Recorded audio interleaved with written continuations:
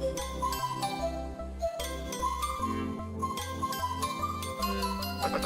going on, everybody?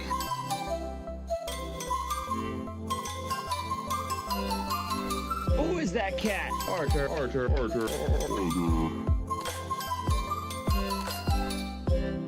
just gonna stare at me? Oh. I am Walrus.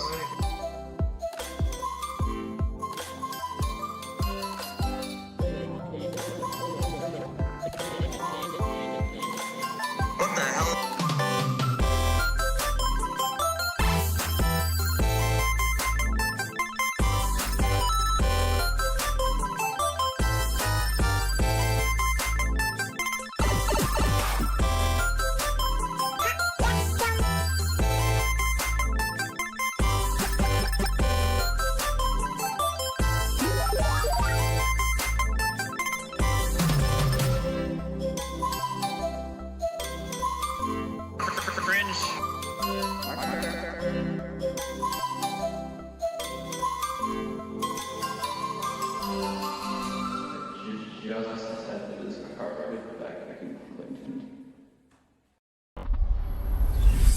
Hey, what's going on, everybody? It is Artie of Artie's Corporate Fiction. Happy Monday to all of you.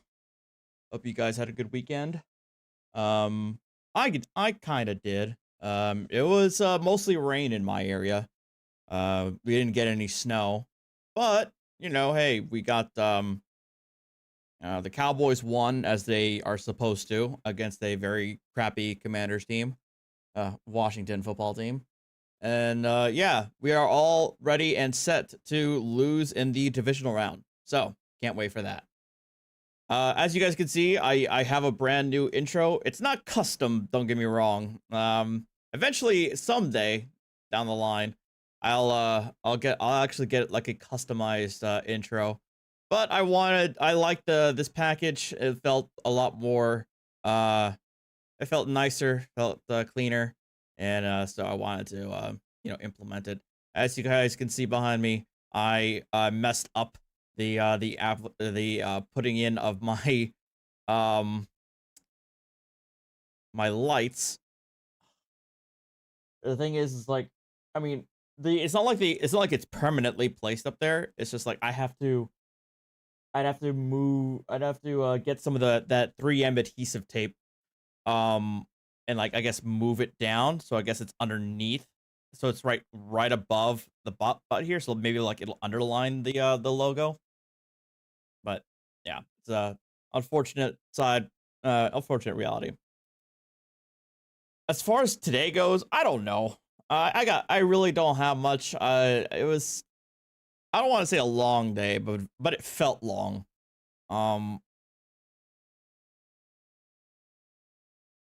Oh yeah, that was the other thing I went to go do. Wanted to do yesterday.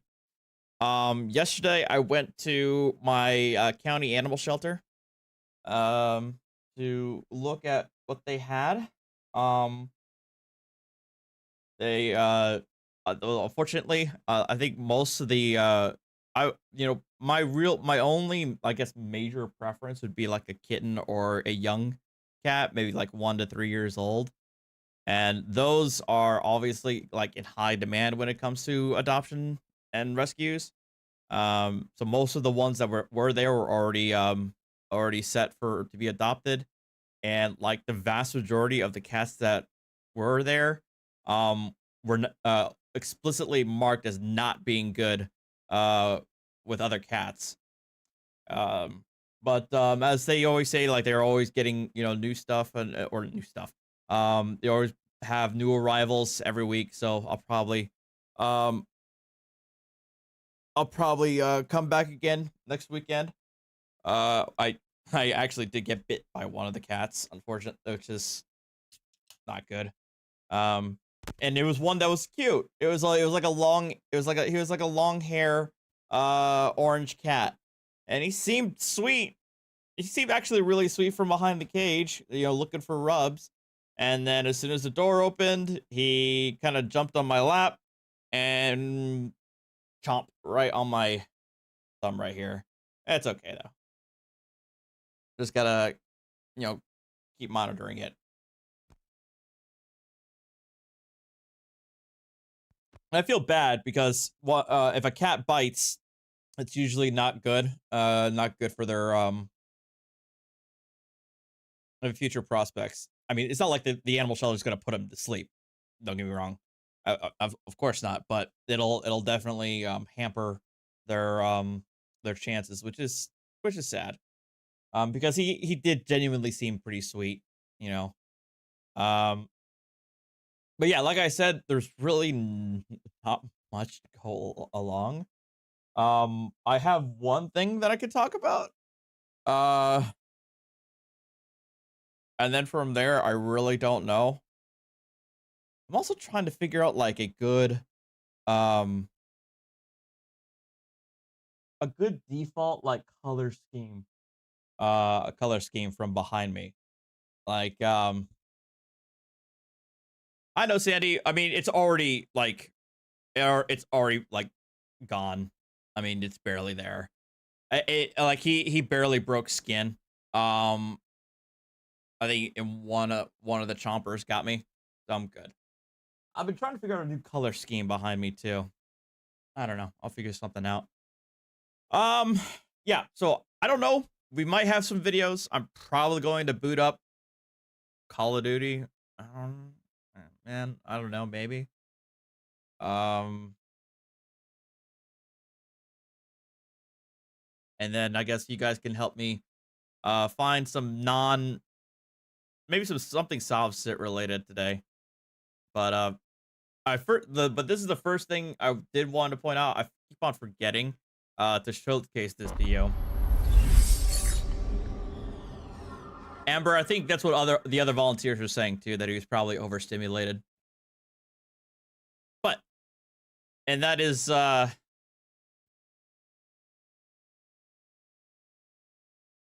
Winston. Oh boy.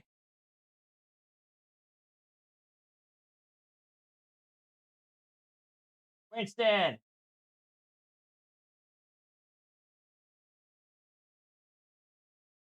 Yelling. Hold on.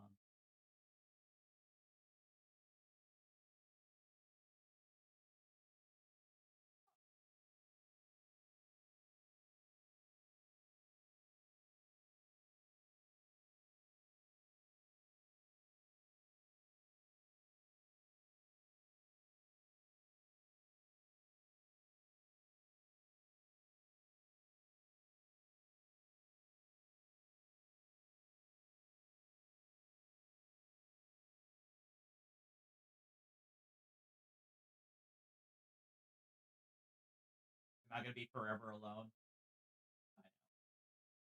True. Mm-hmm.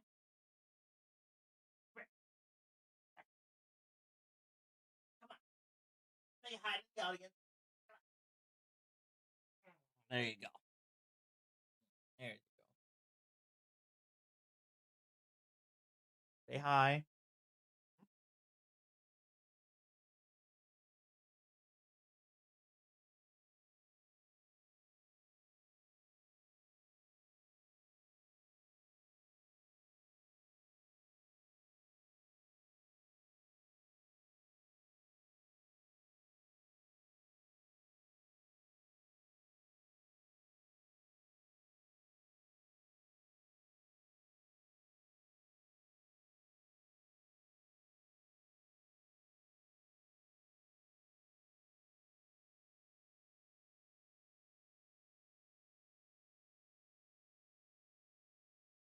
Okay.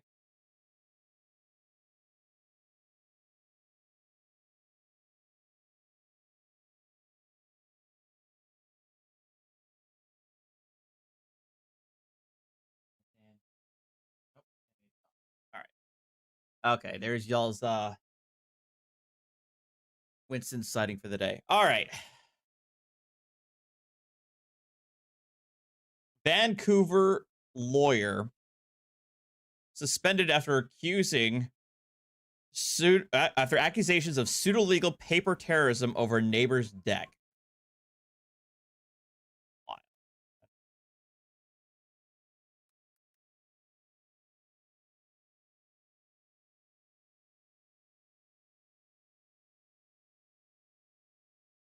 What was that one after?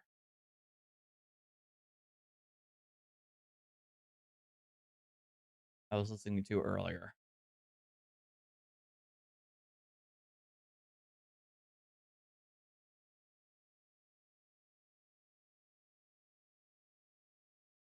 Oh well.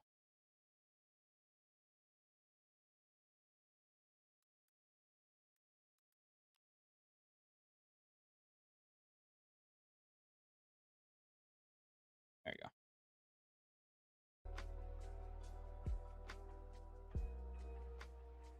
All right. Naomi or Bobby suspension necessary to protect the public, Law Society of BC says. BC being British Columbia.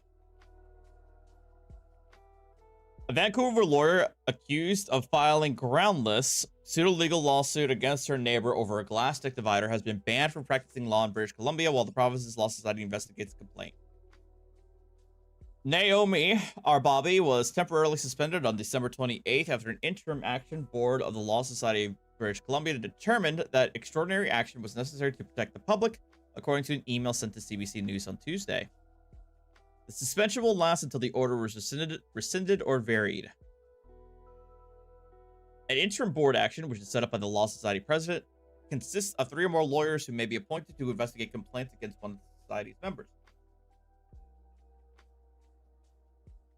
The temporary ban is the latest development in a legal back and forth between our Bobby and her neighbor, Colleen McClelland, which began with accusations of trespassing on roof space and developed into what McClelland describes as a fight based on debunked pseudo-legal arguments. Man. Neighbor issues.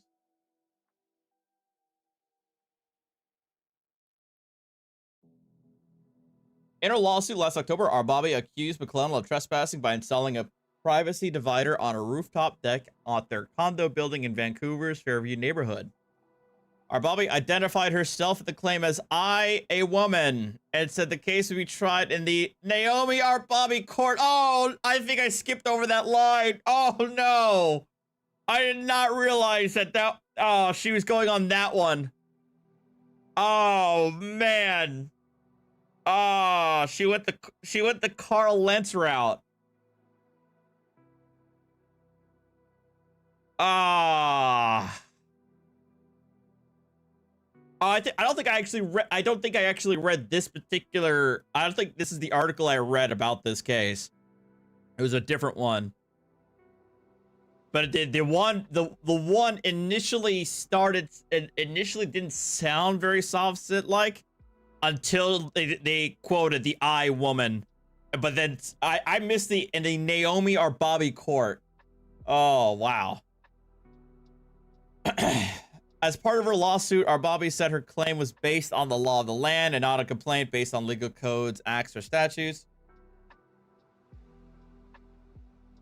And it asks for compensation equal to $1,000 a day for every day the glass divider has been in place. In November, McClelland went to the BC Supreme Court to ask that our Bobby's lawsuit be thrown out on the grounds that it was scandalous, frivolous, or vexatious. McClelland also called on the court to refer to complaint against our Bobby to the Law Society. The society did not comment further on the details of its investigation in its email Tuesday. McClelland argued that the lawsuit is a clear example of what Canadian courts have termed an organized pseudo-legal commercial argument, OPCA, a thoroughly debunked and wholly unsuccessful class of legal theory favored by fringe groups like sovereign citizens and freemen on the land. Quote, in dealing with Miss R. Bobby's notice and claim, I truly feel a victim of paper terrorism and believe the public needs to be protected from such litigation tactics, end quote. McClelland said during her November appearance in BC Supreme Court.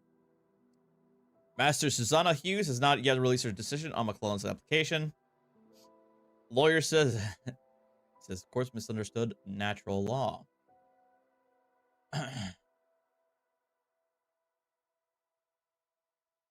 In her submissions to the court, our Bobby denied any association with organized pseudo-legal groups, but told the court, I do think that our legal system has a lot of flaws. She argued that she was appearing in the court as a living, breathing, alive woman, not a lawyer, and she would be referring herself using the lowercase I. Oh boy. That I possess a license to practice law in the legal jurisdiction of the province of British Columbia does not make I into a lawyer, the same way that having a driver's license to drive a motor vehicle does not make I into a driver. The code of conduct for lawyers in BC requires them to encourage respect for the justice system and says that they should not weaken public confidence in legal institutions through irresponsible claims.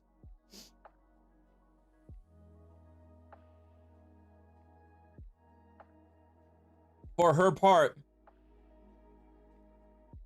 our Bobby claimed that Canadian judges who have ruled in OPCA litigants don't really grasp the concepts of natural law and trespass that she bases her lawsuit on. Many courts, including the claimant, have trouble understanding what is often referred to as natural law. Natural law, or as I call it, just law, is that which is so obvious that it is not required to become written down into an act or statute. So stupid. It's so no, I thought they quoted her as saying that was common law. But yeah, that's how they describe common law too.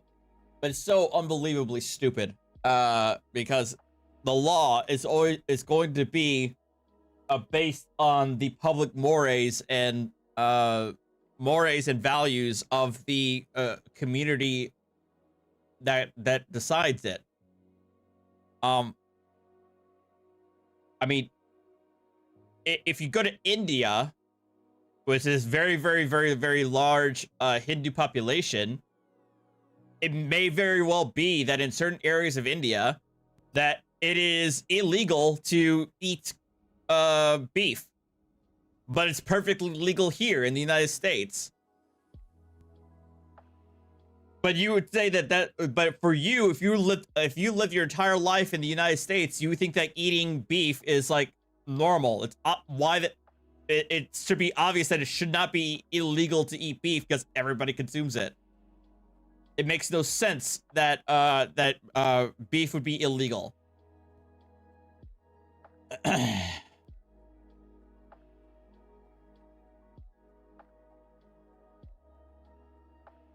She went on to say that a trespass occurs when a man or woman knowingly does the wrong deed, not by accident, not by ignorance, but with intention, without authority, and does not provide remedy or lawful excuse. Our Bobby alleges that trespass bestows one a dishonorable status, which I do not wish upon anyone. And she filed a lawsuit to give McClellan the chance to clear her name. McClellan has argued that her strata was responsible for installing the divider after the previous one was removed without permission by another owner. And said BC law only allows lawsuits to be filed by or against strata corporations, not between individual owners. Our Bobby has denied that her claim has anything to do with the building strata corporation, which she said has no standing legally or lawfully. Bobby said her case is based on an argument of proprietary estoppel, a legal concept based in English common law that protects people who have been negatively affected on relying on assurance related to land. She told the court that there was no deck divider when she purchased her condo, and its installation has ruined her home's crown jewel, its view of the North Shore Mountains. In November, our Bobby agreed to meet with a CBC reporter to discuss her lawsuit, but upon arrival, declined to answer any questions. Instead, she read a notice warning of the consequences of a story being published without her consent. As harm is very grievous trespass, I shall claim remedy in the amount of $500,000 for such trespass, plus $5,000 a day for as long as the trespass continues. The notice read.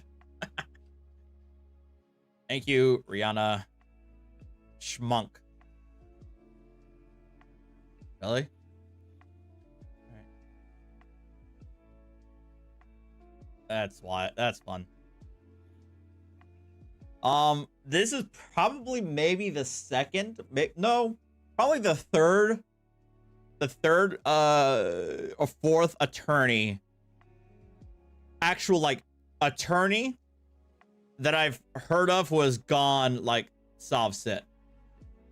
There was that there's at least a guy who was a tax protest who like defended tax protesters and then eventually became one himself, or at least advocated tax protester arguments himself as an attorney. And then there was that lady in Philadelphia regarding her apartment.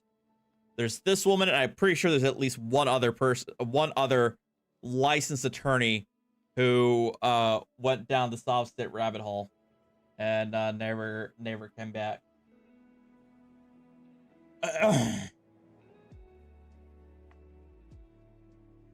Juan was a sovereign citizen, but then he got out of the he got out of the rabbit hole, and now he's an attorney.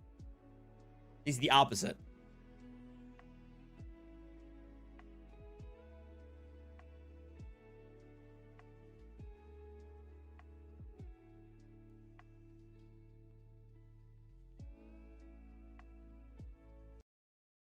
Okay.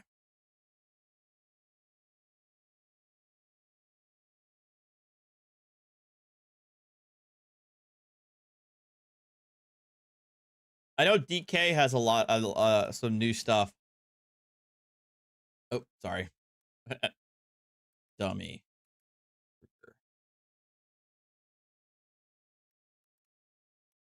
I don't want to talk his newer stuff.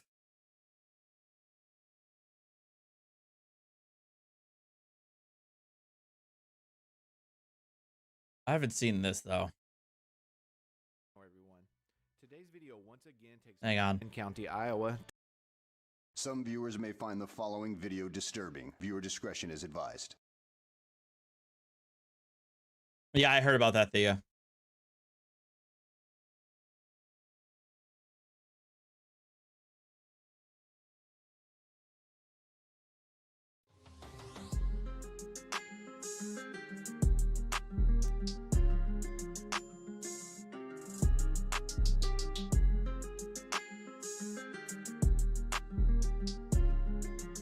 I mean, I've heard of this situation before.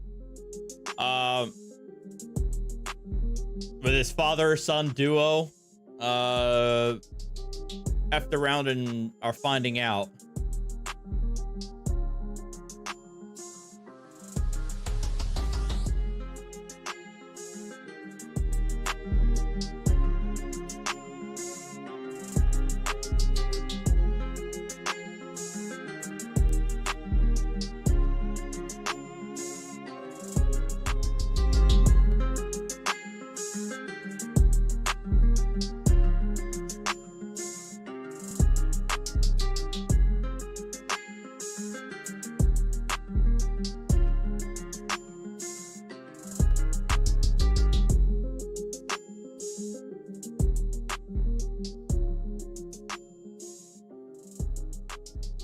So,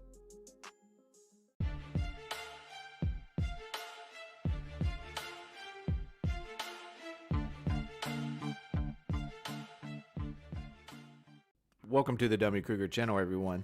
Today's video those be once again terroristic takes us to threats? Lynn Probably. County, Iowa, Possibly. to bring you the latest update on First Amendment harassment, auditor, for sure. Afroman If he Audits sends, and his like- father.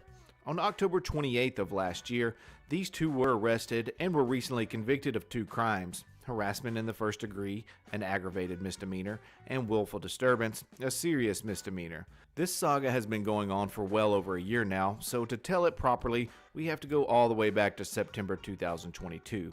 This is a wild story, but before we get started, please do remember to subscribe, get notified, like, and comment below. Never. Let's jump right in.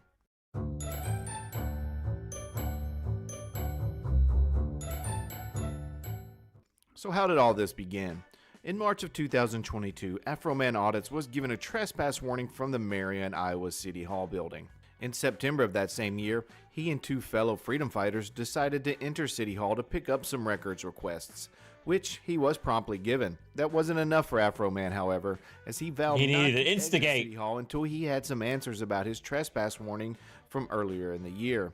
Afroman, like many other First Amendment auditors, are under the false belief that a crime must have been committed to receive a trespass warning. Naturally. This is what happened. Prove what crime I committed to be trespassed, and then come and talk to me. Other than that, I got no reason to talk to you and leave me alone. How about you prove something I've done wrong to be trespassed, and then come and talk to me? All right? Any business can tell you that they don't want you there. No, they can't. Yes, We're they in no can. law. We're in no law. We've already gone over this. Okay. We're in no law. Okay. I'm waiting for somebody here to show cause. That's why I'm standing here. To show cause of what, that the person you want to talk to is not here? Not that I committed a crime and still in. I don't. So I'm gonna stand Number here. 30. Another one. I'm gonna stand here and wait until somebody can prove to me what law it says to trespass. Hello. So, Howdy. other than that, you do what you gotta do.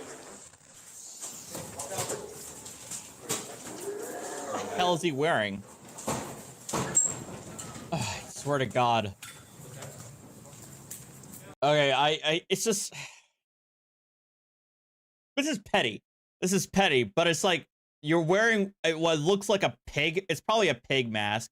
He has his two freaking phones up in there. He's got his buddy who's also recording, but holding it vertically. And then he's got whoever this goober is that's capturing what we're watching right now. It's just, yeah. Blech.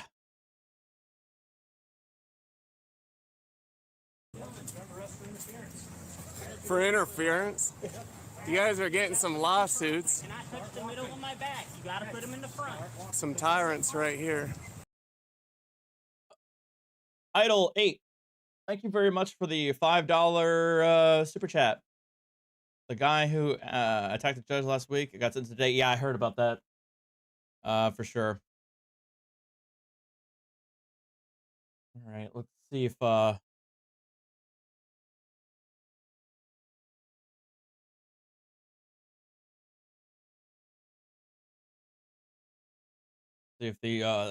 alerts work. That's the one thing I've been trying to work on with this new overlay. See if it's working. I don't know. Nothing yet. Well, Stream Elements isn't working fast, which is annoying. Anyway. Constitution hating tyrants. There you go, guys. No, not you. There you go, bud. There, you grab that. Front because I touched the middle of my back. You guys already separated and all that, so we can do that. Yeah. Afroman, whose first name is Casey, was charged and found guilty of trespassing and interfering with official acts. His judgments were only fines totaling $510. There we go. While this case was ongoing, All right, Casey then. picked up I guess his they first do order work. of protection Awesome. from, I can only guess, an employee. Took it long at City enough. Hall. As this story unfolds, you'll see he will be served with multiple orders of protection from employees throughout Lynn County. As for this case, Casey actually attempted to appeal it, but was ultimately denied a review. Regarding his fines, although he initially made modest monthly payments, they have since ceased and the outstanding amounts have been forwarded to a collection agency. This too will be a common theme for our freedom fighter. Just last fall, he was found guilty of 3 more charges, leading to his current incarceration. He was also hit with these fines and court costs, none of which have been paid. They are also now in collections. So why am I revisiting this previously settled case, and how does it intertwine with today's story? Well, I'm glad you asked. Right after this arrest in September, Casey fiercely began trying to fight this case.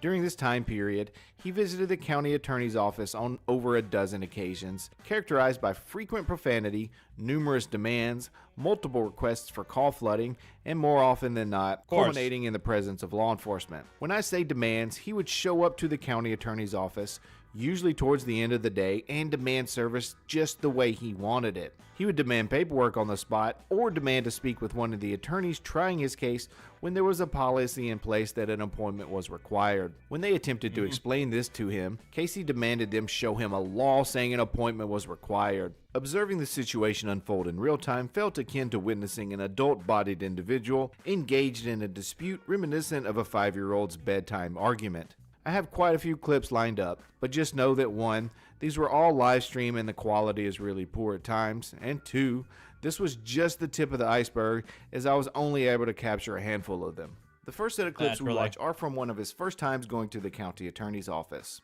Notice his mindset right away. He wrongly believes he can freely act and speak to government employees however he likes, while they're expected to endure the mistreatment due to their government employment status. Let's take Which is something that's typical when it comes to auditors. They see anybody who works for government as like their servants, like literal servants, like they are public servants. They are public servants. I'm not stepping away from that. I'm not stepping away from that label because they are public servants. That's a fine thing to describe them. But that doesn't mean that they're your personal servant that is at your beck and call. Which is what these guys how they treat their average clerk. They are people who are entitled to some semblance of respect, unless they do something that rescinds that respect. And most of the time, when I see these auditors, they tend to do things that would piss off anybody, any normal person. And just because that they work for the government does not mean that you could treat them like complete shit. Take a look.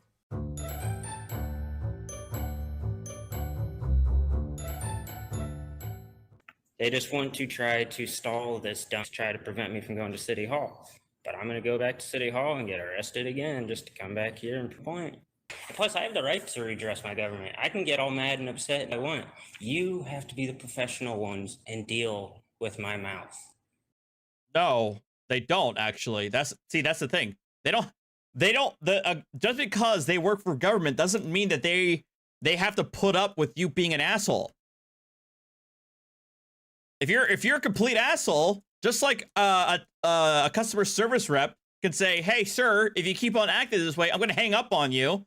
A government official can be like, "Dude, I'm not going to provide you service if you're going to be a complete asshole to me." And nobody and everybody would agree with that. Any rational human being would agree with that. You can't violate my rights because of words. You can't. That is straight against kicking you out because you're being an asshole is not violating your rights. 100%. It's not. So you can get all hurt over words, and it don't matter. It's not against the law. I wish you understood what freedom of speech was. Freedom of speech is every in a book. Duh. As a county attorney, you should know the First Amendment. Shouldn't you? I shouldn't know it better than you, and you. I know, chat. These guys are fucking thugs. She earns the hate. Why are you up here? Why is she not helping me? Why can't? Oh my god, I'm being reminded why I don't deal with auditors. They actually piss me off more than sovereign citizens. They are that aggravating to me. You go and actually get someone who knows how to do her job, because she clearly don't even know how to do her job. And she's... This is not helping my blood pressure right now. If you were being courteous, you would have helped me with my question. And I answered your question, you just didn't like my answer. I told you that your charge was under review. And you said, when will it be completed?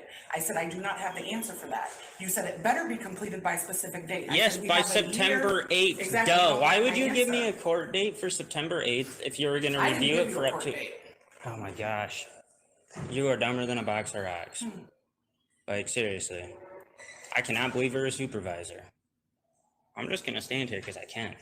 I mean, you can't do anything about it. I can walk around this building all day till 4:30 if I wanted to. And you're just stalling time right now. You could go back in there and go to work. If you don't want to talk to me, why are you out here still talking to me? Because you're being disorderly and you're not going to stand. You don't even know the definition of disorderly.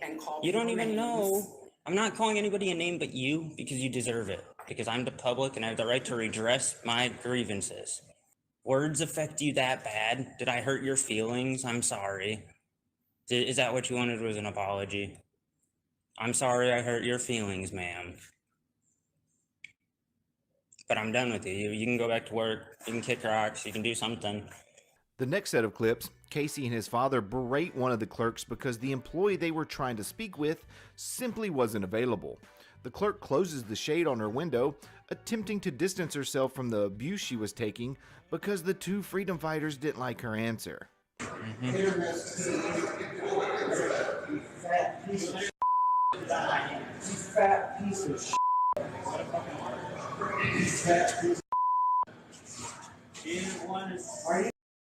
And the thing is, I get it. I get what they're doing, right? We all get what they're doing. They're doing this to get a rise, to get it, to get a reaction. And it sucks because we all know why they're being this caustic. They're here for the outrage bait. They're here for the angry. Well, no. Well, here's the thing. most of their audience are just as douchey as they are. So a lot of their core audience loves when they actually are disrespectful pricks to anybody who works for the government, and especially cops. But they're also farming that outrage bait as well. So it sucks. It actually does kind of suck that we're kind of feeding into that. But what can you do? Going on your third lunch? Are you closing windows? The thing is that these guys are facing like actual repercussions for their actions. Going on your third lunch? Now waddle that. Waddle that shit, baby. Say mine. You're so f***ing stinky and nasty. The glasses to keep the smell out of here. Is that your girlfriend, the one in the flannel shirt? She does got a skinny head. Like, you're right. There is really... Like, what's the difference between these guys and your typical prank channel on TikTok nowadays? She's right there to protect you, or your boyfriend, you mean? Easy night service again. They've closed the windows on him again. Yeah, they're trying to force me to talk to Monica instead of, I mean, why is Bonnie not here? She's the discovery lady. She should always be in.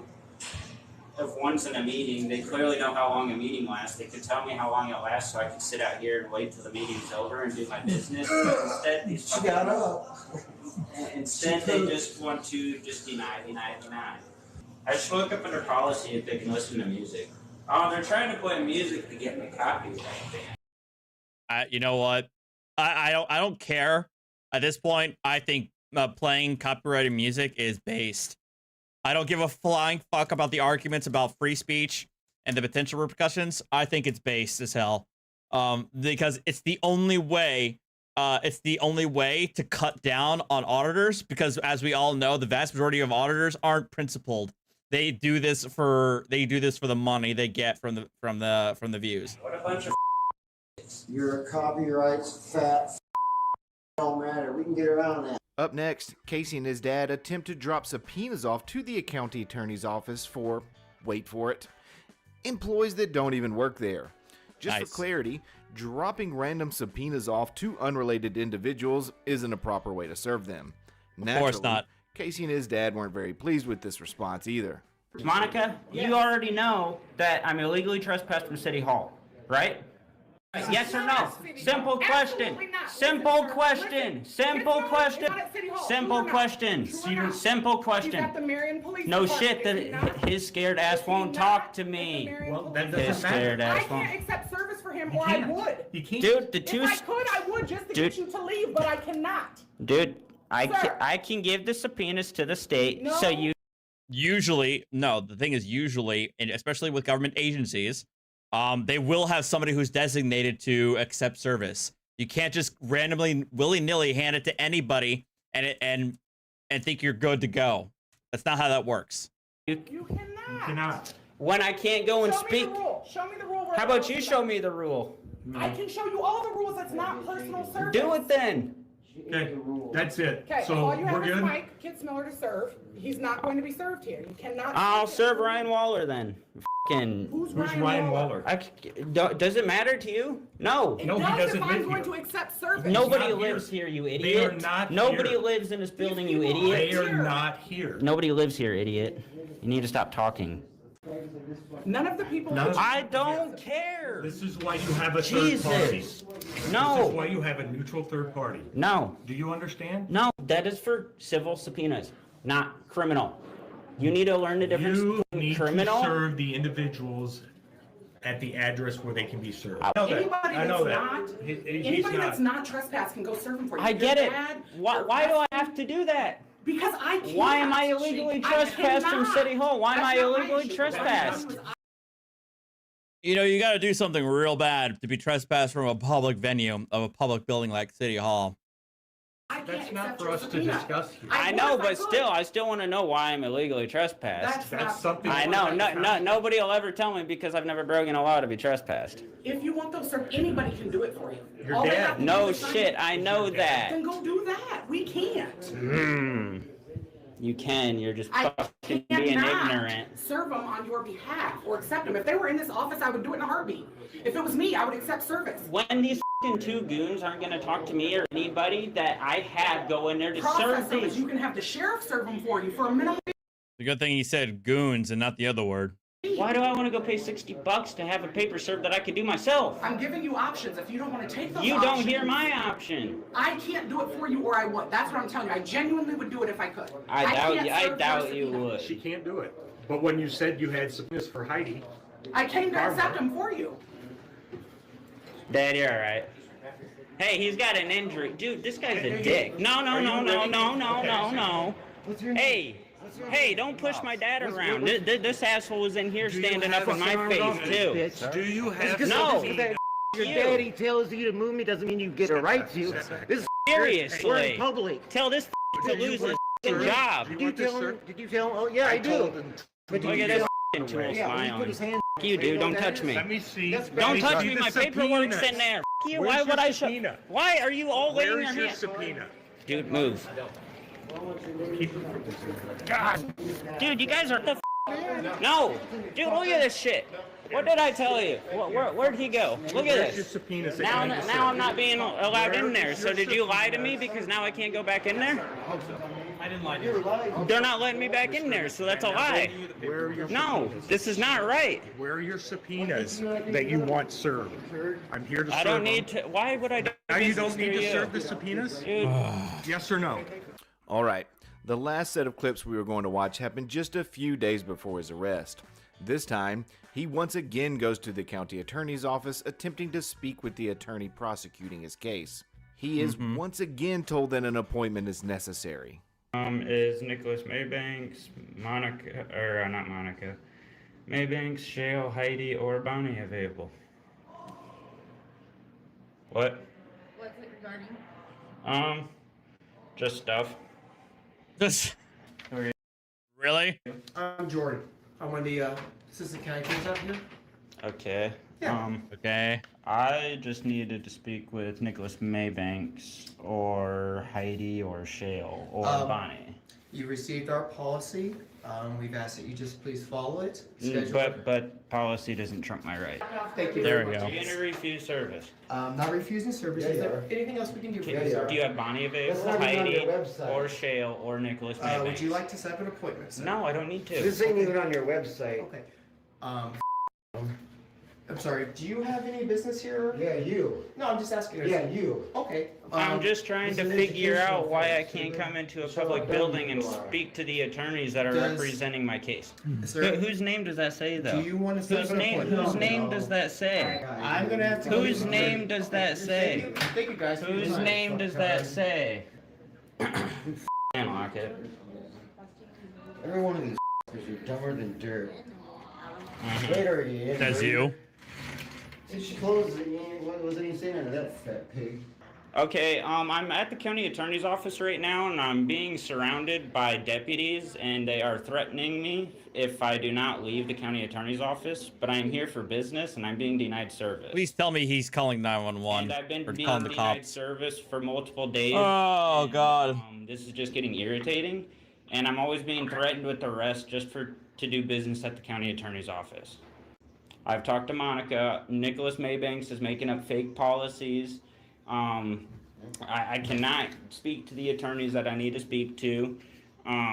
This is just ridiculous. All these people have to do is their job.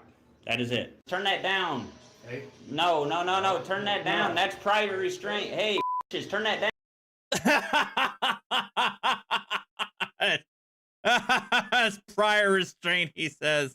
No. I need to stop. I need to not curse. But no, jerk. It's not prior restraint. You are absolutely free to mute and edit out the audio when you upload it to YouTube. There is no prior restraint. All you gotta do is just take out the copyrighted music. That's it. Edit it out. Just like everybody else does. Down. It's prior restraint. You're not doing. Hey, bitch. That's prior restraint. Get away from that. Prior restraint. Get away. That is against the law. One of you three should go in there. You know what prior restraint is? You know you're gonna get charged. You know what prior restraint is? You're gonna get charged. Do you know what prior restraint is? That they are trying to make my video copyright struck by playing music. That is prior restraint. Yes. Do you know what copyright privilege is? They are trying to play music because they know I make money on YouTube, so they're gonna play music. Hey, wait, dude, bro. No, you're not supposed to say that out loud. Oh no. He said the quiet part out loud. No. Trying to get my video copyright struck, so it's your time to go in there and say, no, you can't do that because it's against the law. That is prior restraint. Bro, you're not supposed to say that. What's your name? We don't charge Nazis. What's your name? That way I can file a complaint on you. I need her name. Is that your girlfriend? Oh yeah. That's your girlfriend? I can see you two. Dad, get her name. What's your name? The one doing the prior restraint. What's your name? Hey, bitch, you're a public employee. Are you going to deny that too? So you're going to deny it, right? Alright, I'm going to go talk to against Courtney your policy. Arnold. Unfortunately, there were quite a few live streams that I wasn't able to get downloaded quickly enough. Darn During it. portions of those, Casey and his father would be seen cruising around the parking lot, pointing out to their followers which vehicles the employees drive, while focusing directly on their license plates. They repeatedly claimed knowledge of these employees' home addresses, threatening not only the individuals, but that they also plan to hold their children accountable as well. And finally, after more than a month of this charade, an arrest warrant was requested and granted, leading to the apprehension of both men on November 1st, 2022. The following day, Casey informed his viewers. Yeah, I was arrested on an arrest warrant yesterday when I came to the courthouse. God, this is straight up 144p. I had to spend the night in jail. Man. It isn't the consequences of my own actions. For alleged harassment in the first degree and willful disturbance. And the bitch-ass county attorney's office here at the courthouse has a no contact order on me now, so now these pansy-ass county attorneys don't even want... Now I can't even speak to them or I'll be arrested. And apparently it's from when I was getting me arrested for my freedom of speech because they're trying to claim that I was saying like stuff about where they live, this and that. I'm gonna record their houses and all this and that. So they're trying to get me arrested on this time it's an aggravated harassment charge and willful disturbance. Even though them denying service is the disturbance. I didn't create no disturbance. By them denying service is creating the disturbance. Now they've got me on pre-trial or release supervision. Hey, Dad. Hi, Dad. Respect. Yeah. Not him, I guess. No, not him. But the rest of them. Yeah. Yeah, not only did I get arrested, my dad did too. On the same bullshit. Said something on here about mine too, that I said get them plates, that way it's easier to find out where they live or something. Yeah, but that's all freedom of speech. Exactly. Everything. That's about blocking the entrance or whatever. We're first come, first serve. We're there first. I mean, we're there for business, to do our business. We're not... That's why they caused the willful disturbance by refusing service. That is the willful disturbance. Yep. Now we get to go after them. And now I get to get that on the stand, and then that other because I got a no contact order on both them. Exactly, me too. And so now them two get to be on the stairs. All right. Yep. But now we get them two on the stand. Yep. Mine was 2 years prison if I was found guilty of the harassment, and then 1 year jail if I'm found guilty of the willful disturbance. Yeah, that might have been 2 years. Father-son duo right here. Yeah. Because that wasn't a... Because they're trying to say aggravated harassment no, it wasn't now. a simple misdemeanor. How's it any different than the other ones? 2 days after his arrest, Casey and his father both received multiple protection orders against them from some of the employees in the county attorney's office. If I remember correctly, I think it was a total of 4. As for their case, Casey and Daniel opted to represent themselves. The trial Of course they would last did. 3 days, with day 1 starting off with fireworks. What? Wait, does he actually have trial footage? Or did they cause a problem and not even get there? Yes, this trial is for when I was trying to get discovery for one of my cases back in October of last year. And the county attorney's office kept denying service and all that type of shit. And then I was arrested a month later for it. Realistically, if they had been professional and provided correct services, there'd have been no problems. Exactly. Freedom isn't free. It's entrapment though, because 100%. What? Entrapment? All right. They're the ones who instigated it all. They're the ones who. Oh, that's right. Oh. Couldn't simply provide. They started it, therefore entrapment. Got it. What they're supposed to do. Oath violators. They intentionally kept attempting to bait your anger. Exactly. Oh, that's my judge right there, everyone. Oh, they kept on it, trying to bait your anger. Wait, kind of like what you guys do all the time. It doesn't like you don't like it when the shoe's on the other foot, assuming that's true. Look how fucking late he is. Like trial's literally at 9 o'clock, and my judge is late. Look at that. There's Judge Keast right there, and he's my trial judge, but his fat ass is late. Yeah, that's my judge, and he's not even here on time. So here's the judge. Strolling in pretty damn late. But if I were to show up late to my court case, I'd be held in contempt, my case would be dismissed. Well, I would say that's not I mean, again, I don't know about these guys' credibility. Assuming what they're saying is true, I would not approve of the judge being late to his own court. In all seriousness, a judge should remain professional.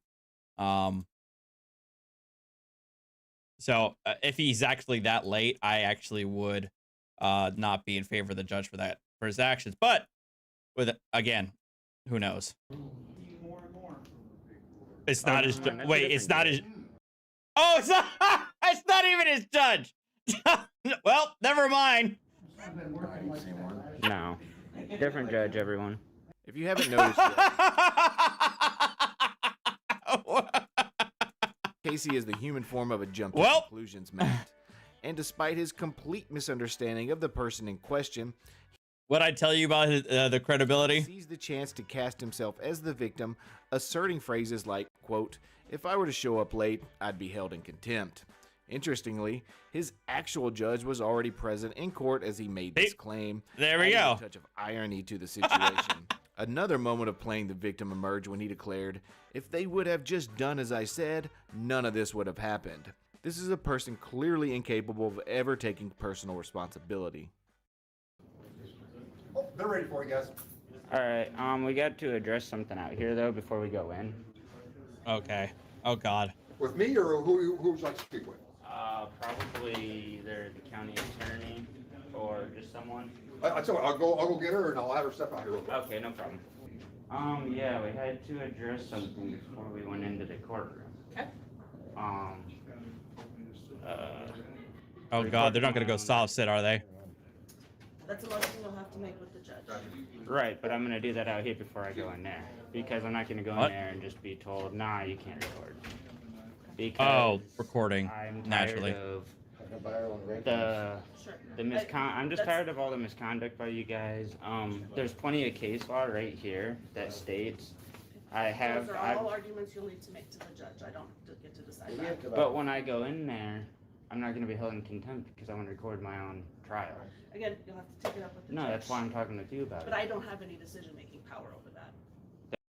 Yeah, the judge would have the decision. And I'll poke my head in there and tell him to come out here. No, the judge is not gonna do that. They're just gonna tell you to fuck off. I'm sorry. These guys, this is why I don't do First Amendment honors. They make me curse.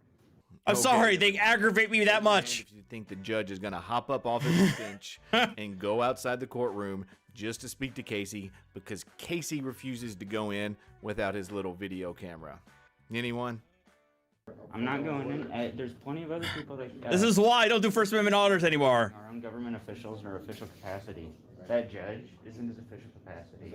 That stenographer is in her official capacity, and a prosecutor is working in her official capacity. Therefore. Therefore what? No, look how bad they don't want cameras in there. Like, look at this, everyone. This is how hard they are arguing against having cameras. So I know you put your head in there and say, hey, judge, come out here. Yeah. The judge says he don't want to come out and talk to you. Then I'm gonna be able to hold my own trial with no issue, right? My own record. There's not gonna be no You have to issue. take it up with the judge. Truly, that's nothing I have power over. All right. It's a communist kangaroo court. We know it. Everybody, hundreds of thousands of people know it.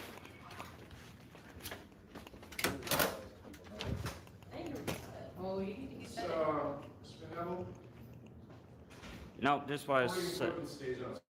No. Yes. No, that's why I said we're coming in here to address it. No, you're taking it outside. Why? I need a reason. Uh-oh. We don't want. No. Yep, I need a reason. No. Yes. Right now. What is your reason? No, we don't Oh, want God. to pay for our records from her. What is your reason? You can't say there's no cameras allowed in my own trial. And you make us buy back our own words from you to appeal it if we have to. We're tired of it. The people are tired of paying you guys scam money to buy our own words back. It's kind of easy to miss, but my favorite part about this whole clip is when Casey's dad said, quote, "We are tired of paying scam money to buy our own words back," while the stenographer is just typing away expressions. Keep an eye out on her. It's quite amusing. That's great. Okay, they actually have a classic stenographer? All right, at least in the course I've been in New Jersey, they've upgraded the actual, like the stenographer is basically they control the audio system, and they basically like are in charge of like more like bookmarking, key moments during the hearing, and making like notations and stuff. But it's all usually if you want a transcript, we usually outsource that out to a third party, or if you want the audio, then you can get the audio directly from us if you request it. But in New Jersey, it's all audio recorded. What's the reason? You take them out of the courtroom and then you come back and we will discuss it on the record and you can make a record. You will take them out now, or you will be found in contempt. What are you scared of? What are you afraid of? Your mom. What are you afraid of? All right. You know that this is a circus court. See, this is the kangaroo court. The kangaroo court. It's not even recording. It's not. So that was the extent of the coverage from day one. However, on the following day, Casey and his father took an unconventional approach by inviting the globally recognized and esteemed news outlet, Butt Crack News Network, to...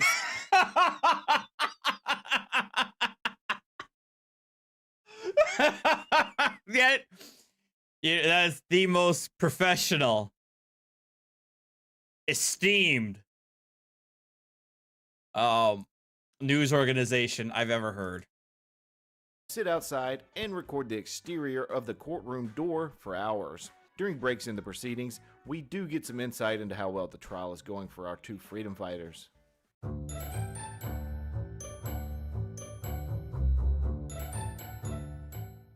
And defend yourself, or at least try to. Right. We need a whole lot more YouTubers in Iowa. Need a lot of Everybody from Iowa's listening. Start filling everybody. And these guys do need a call. Yeah. I think they need a call. They're being stupid. Free press, are you in here? And Your these mom. guys need calls, man. I don't care. I'll tell you straight up. Call these bitches. It's not illegal to ask someone to call. Call these bitches. It's the First Amendment of the United States Constitution. Oh, free press, what's up, They man? can charge me with that. Hey, you guys, free press is listening now. Who?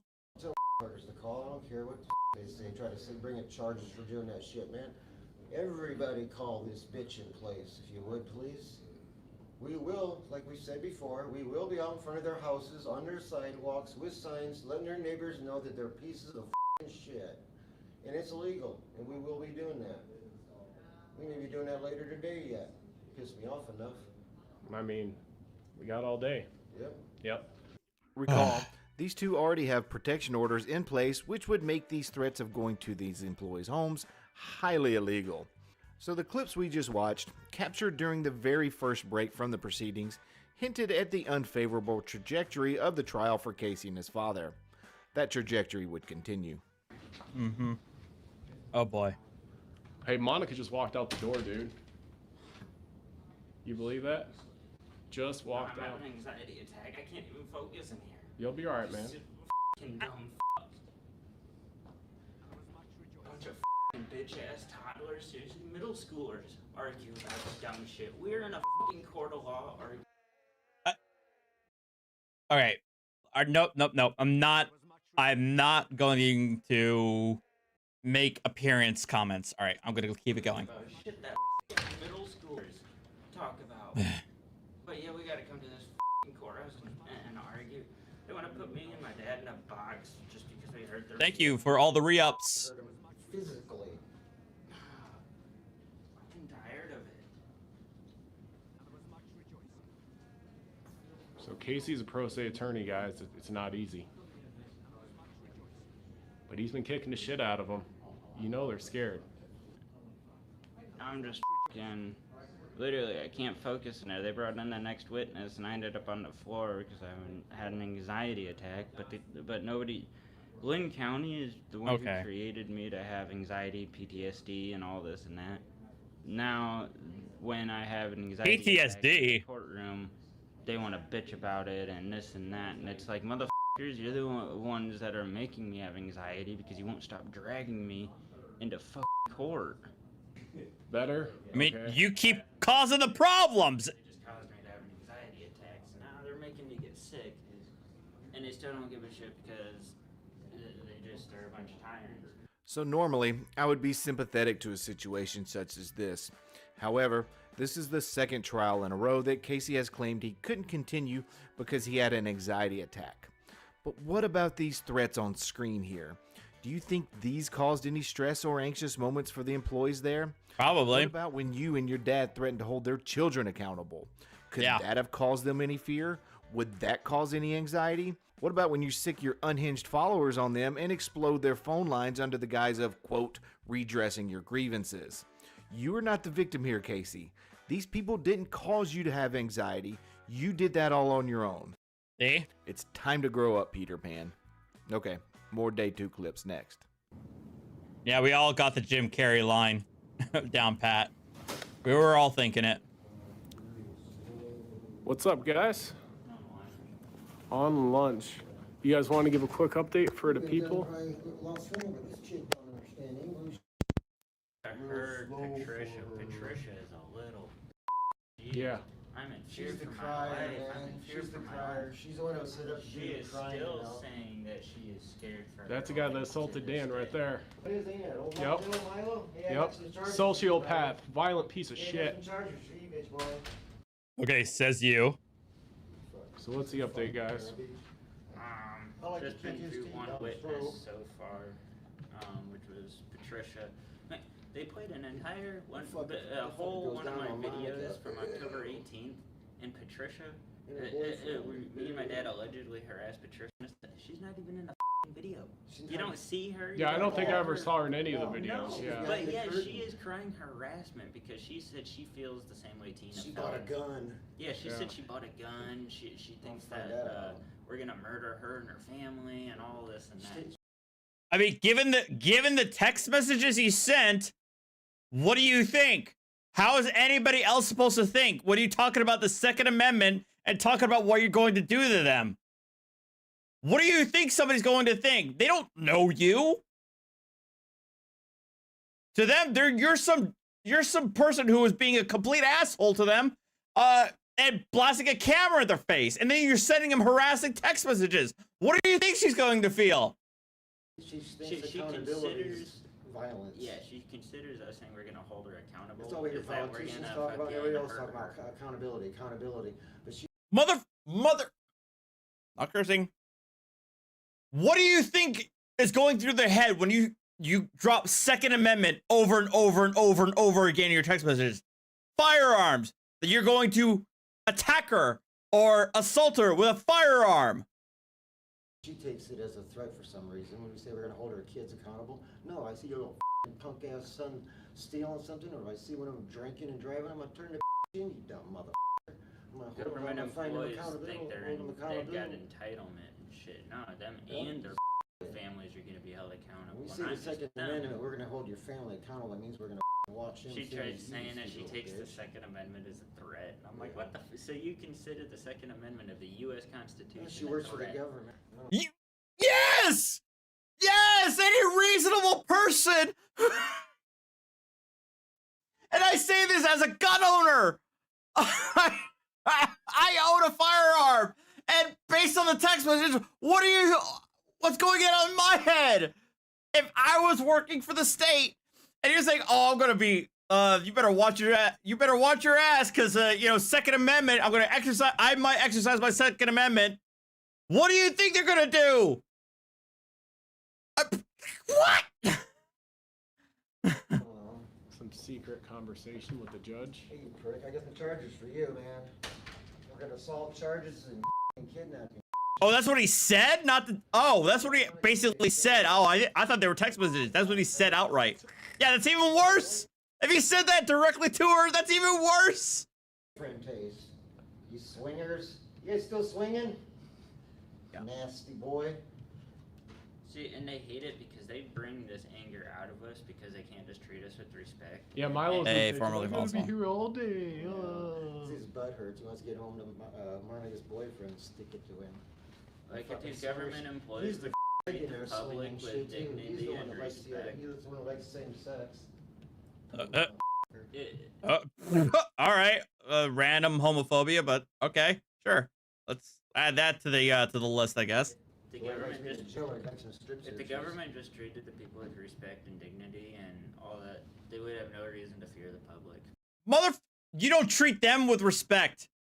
You keep saying the government, but what is the government? The government is people, human beings, your neighbors.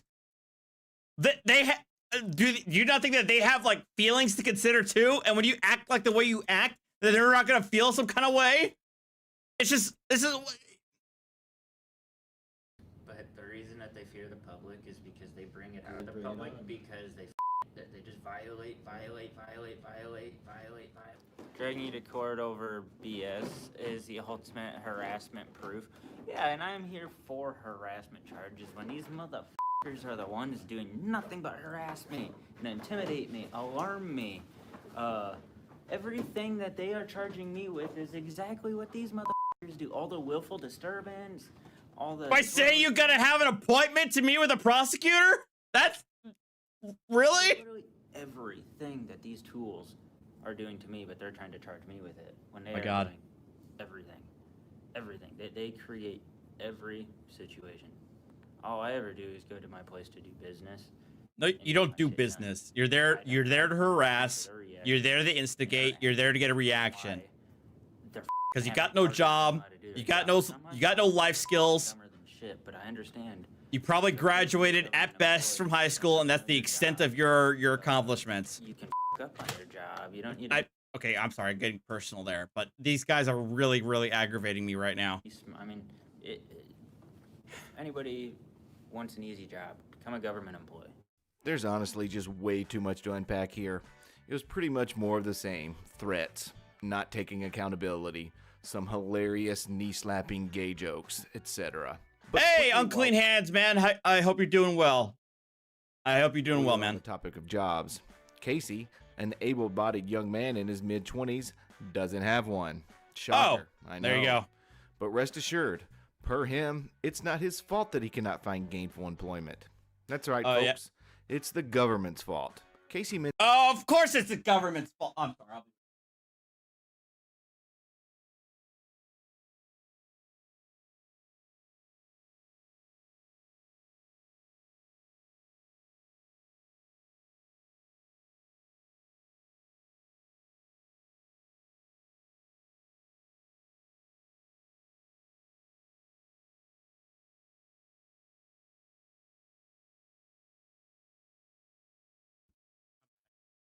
This is so aggravating. Mentioned on a live stream this fall that no company would hire him because of the harassment charges now convictions, and that he has multiple protection orders levied against him. Poor little guy just cannot catch a break. Maybe if these awful government employees stopped making him break the law, he would eventually be able to find one. Okay, next up, we're going to briefly touch on day 3, which was mostly uneventful. We will then check out the verdict and finally their sentencing. Hey, Devin. But I don't like saying it to their face because they're disrespecting me to my face, so we're gonna disrespect these people right back. We got the right to anyways. They don't actually have the right to disrespect the public. Unlike us, we have the right to disrespect them, call them out, call them names. No, you don't. No. See, no, you don't. They should not, you know, as public servants, they should not be calling you names. They should as with any customer service rep, they should remain professional. But they do not have to tolerate your BS at all. No reasonable person in this country would say that a public servant or a public employee has to tolerate the level of harassment that you give them. What they can do is tell you, I'm not going to serve you. If you're going to act this way, I'm going to hang up the phone call, or I'm going to ask you to leave. And if you don't leave, you can be trespassed. They can say that all day, every day. Period. End up. They do not have to deal with your superiority complex. The prosecutor wants to try to act like, why were you saying you wanted to hold Tina and her family accountable? And I'm like, accountability reasons? Like, I mean, I can hold Tina accountable for her actions. If her son's caught running a stop sign, I'm going to call the cops and turn his ass in, whether it's her family member or not. I wouldn't do that to your average citizen, but if I know that's a government employee's kid, fuck yeah, because them are the ones that get away with everything. Our government families.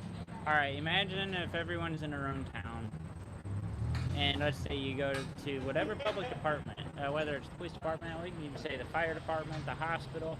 Imagine going somewhere and having every single employee, from the top boss to the bottom feeder receptionist, are all conspiring as a whole department to get you charged with willful disturbance or disorderly conduct.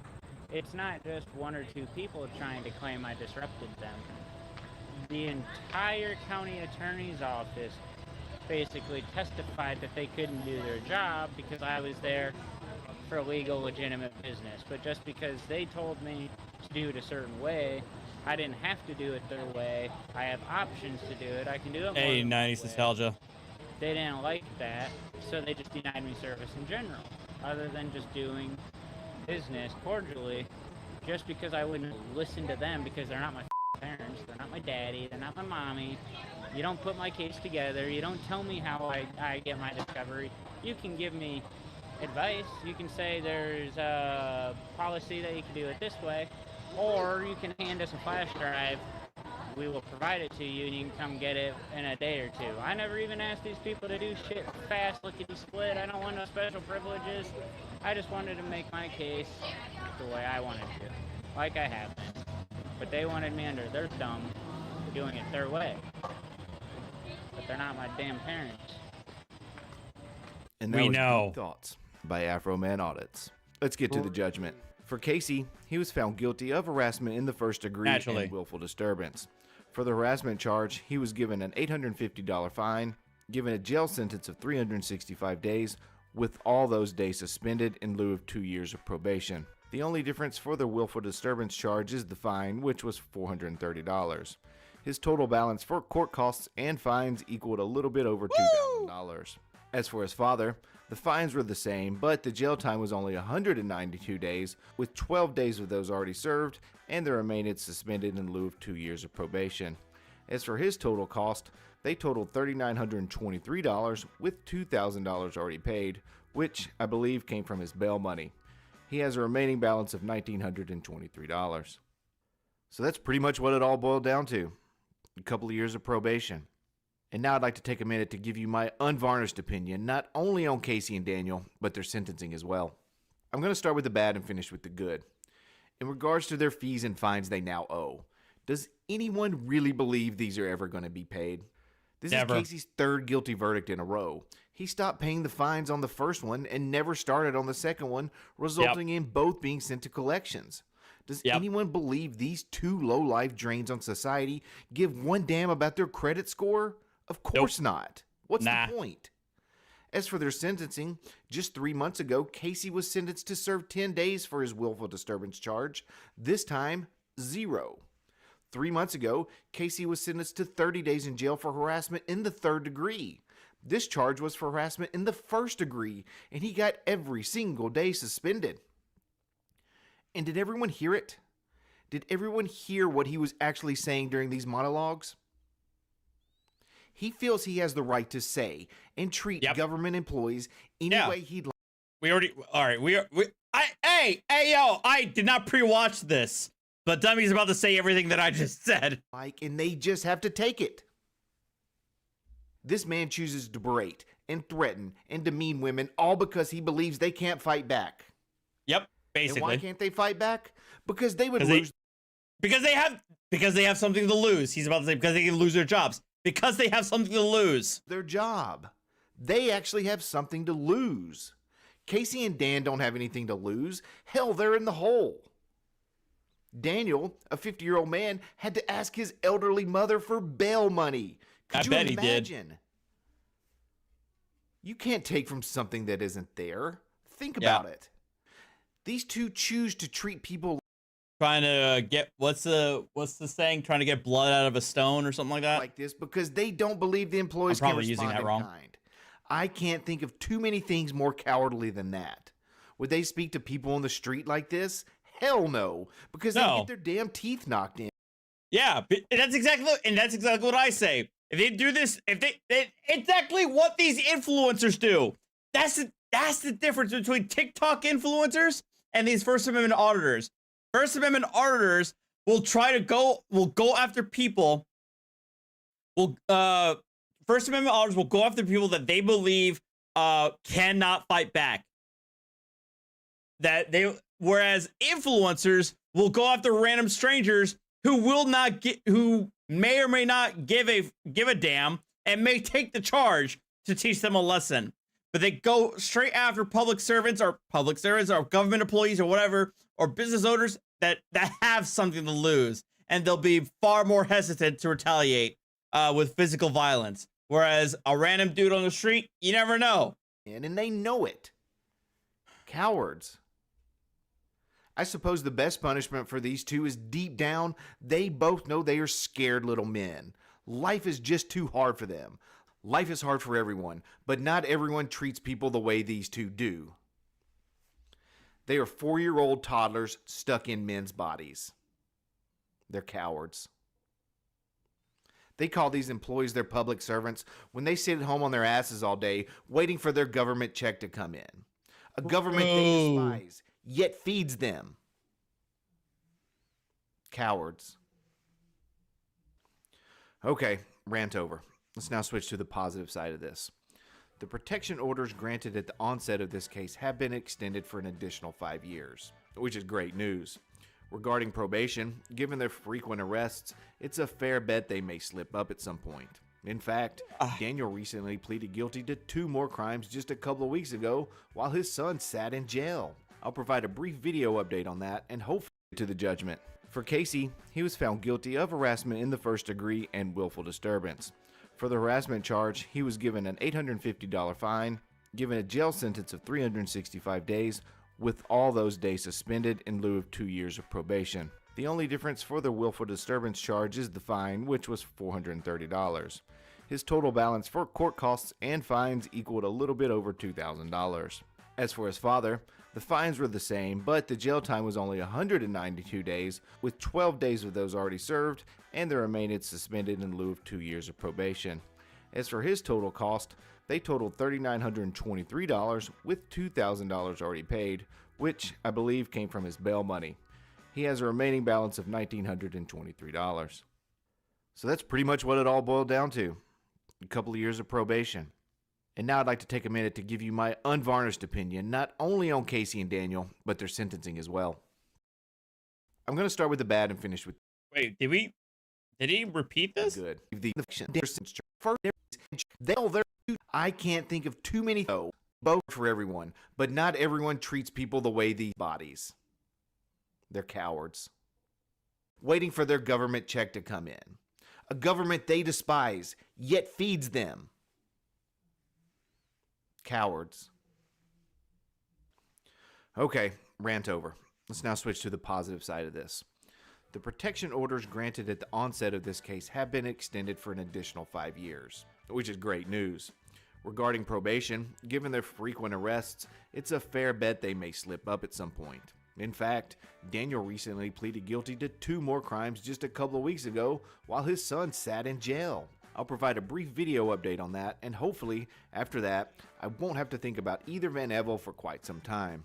And lastly, if these 2 were never arrested and tried, we wouldn't have this beaut of a quote on the permanent record in the state of Iowa. Casey, after having been found guilty, wrote, quote, "All I want is a fair trial. Is that too much to ask for?" And please don't ask me why, but I feel compelled to do this. Let's stick a little period right about here. Oh, it is. So it is an editing mistake on DK's part. That earns a dislike. One more O right about here for our little intellectually challenged freedom fighter. Casey, feel free to submit this corrected version to the courts, free of charge. All right, everyone, I think we're going to wrap up the video here. If you like what you saw and want to see similar content in the future, please consider subscribing, liking, and commenting below. This is Dummy Kruger, and I'll see you guys on the next video.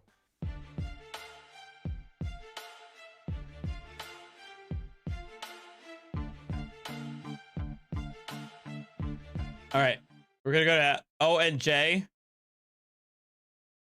because the man, the myth, the legend, Alex has done another interview as a result of the shenanigans that we covered last time.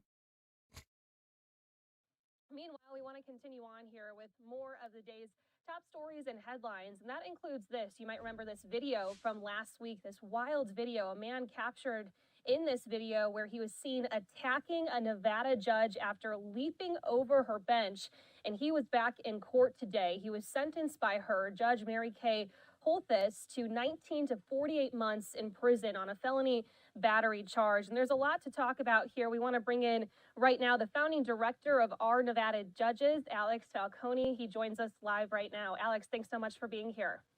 Thanks for having me.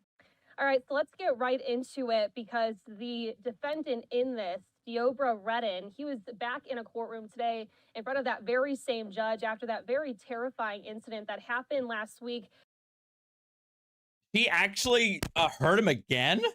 Okay, I'm actually surprised about that. But things looked a lot different, and I want to pull up some of this video of the defendant in court today, Alex, as I bet a lot more security. He was shackled. He had he's in the full-on Hannibal Lecter mask. Hood on as well. What were your thoughts on seeing this today? Well, I wasn't surprised at all by it based on the history. That's probably the reaction any court would give in response to a defendant leaping onto the bench and attacking a judge. So to me, that in no way was that surprising to me. I was somewhat surprised that the same judge presided over the sentencing, but then I did observe that she imposed the same sentence that she would have ordinarily. Apparently, she submitted to the record a minute order or some kind of document indicating the sentence she was going to. Damn it, Adam, shut up! I'm sufficiently buzzed that I was thinking of Falcone as like from Batman. Damn it, Adam, why'd you? Now it's in my head. Being attacked. So to me, now I'm going to call out Alex whenever we talk again. The thing that was surprising was the fact that the same judge imposed a sentence, but ultimately that ended up being something that was that she handled very well, I think. Well, and at one point, our team at Fox News Digital was reporting that Redden's attorney had actually. Well, here's the thing. Well, now that I think about it, she's free to impose sentence on if she imposes the same sentence as she was before she got attacked. I don't think that actually would be an issue, because that's specifically relegated to what he did before, like the basis for why he was there in the first place. But for the actual attack against her, obviously she would be recused. That would be subject to another charge, and that would be in front of a different judge. Requested the judge give his client probation. Were you surprised by that? I honestly am not, because the defense attorneys advocate for their client no matter what. True. I'm not sure that they necessarily have sort of the same personal opinion that they do with regards to their professional opinion. In Nevada, I've seen this happen time and time again, where a defense attorney advocates for his client no matter how bad his client is. So to me, that was not a surprising thing either. And I also want to ask you too, because of course, this incident in particular, it brings up a lot of concerns just about general safety in a courtroom. So how common or uncommon is it for something like this to happen? It's pretty rare. This, I think, is the most important thing to focus on, is the security of the courthouse. So all I can really do is draw on my personal experience. The Our Nevada Judges Corporation has filmed and published about 600 different videos, and only one time before has something like this happened, and even then it wasn't as violent. It was in a case we were covering called the State of Nevada versus Michael McDonald. Yeah! He was gonna cite Michael McDonald. He was gonna cite Michael McDonald. That was the only one. That was the other one that made them famous. Marshals did have a lot of trouble restraining that defendant as well, but in the same token, that defendant was not as violent as this defendant was. So I suppose if we were gonna, get the percentage on that, it's less than 1%. So it's still a concern, because the District 8 judges, the 8th Judicial District Court, is huge and they have enormous caseloads. So even 1% or 0.5% of violent incidents is still something to be concerned about, because that means Facts and Frauds, what's up? Considering how many thousands of cases those judges are handling. So despite the fact that it's not a very common occurrence, it still is something that should be given top priority, because it could affect their oh, you did talk about it? Oh wow, really, Kova? Anxiety, or feel they need to feel safe. I wonder if somebody has a snippet of that. For that matter, everyone in the courtroom does. So just because an incident happens one time doesn't mean it won't be on any judge's mind, the whole day. So it's important.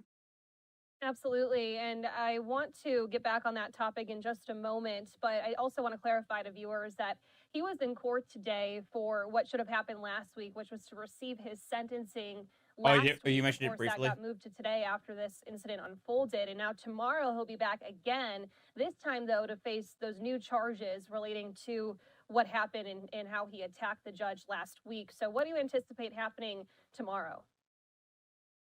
Well, my understanding is that a different judge, a justice of the peace in a lower court, is going to be taking a look at that.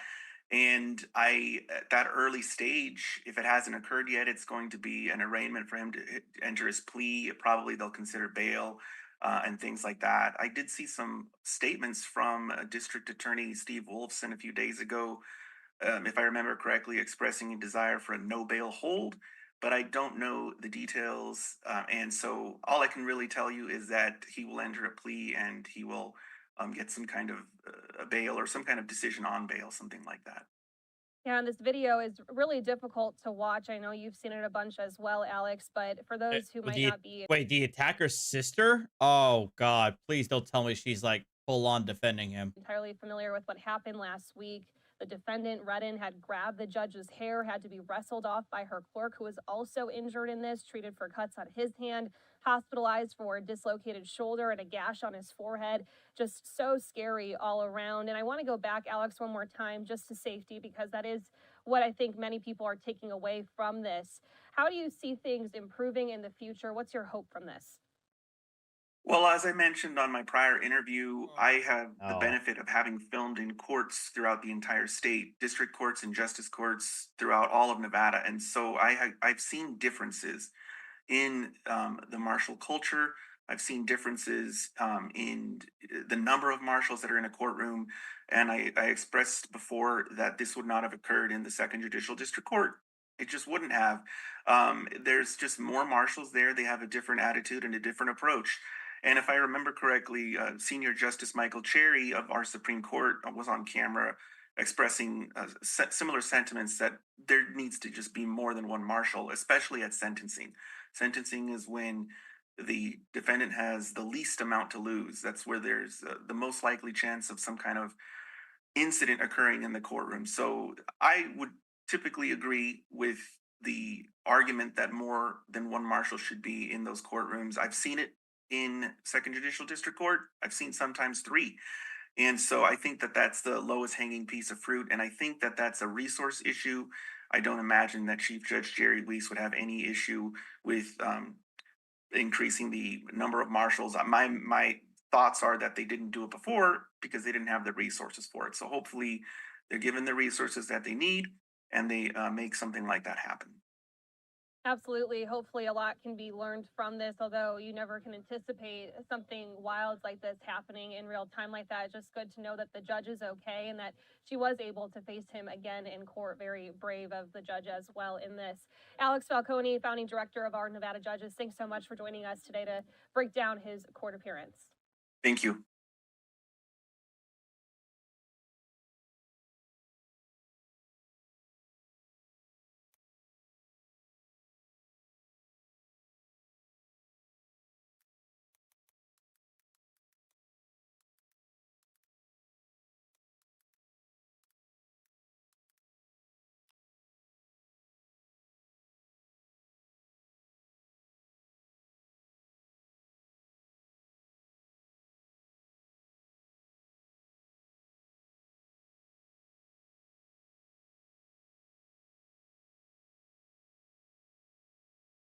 You're muted.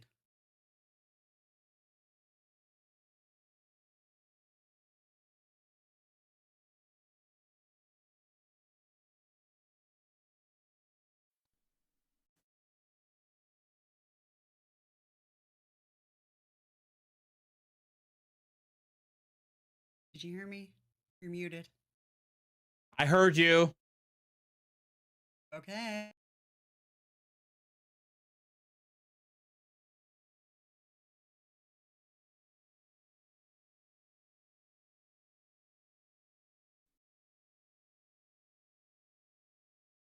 Oh, I love you, but I know I'm muted. I get it. Okay.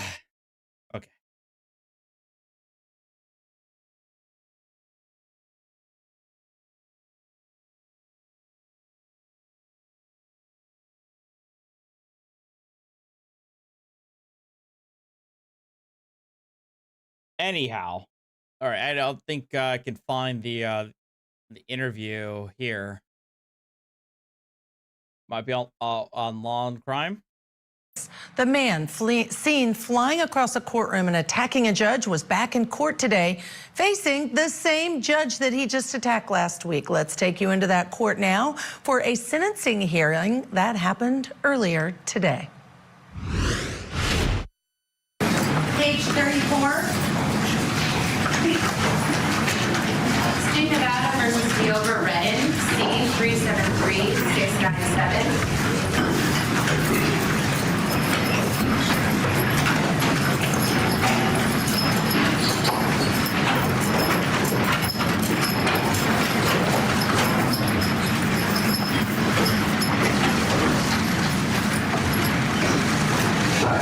Mr. Almasi's here now. Morning, Judge. Good morning.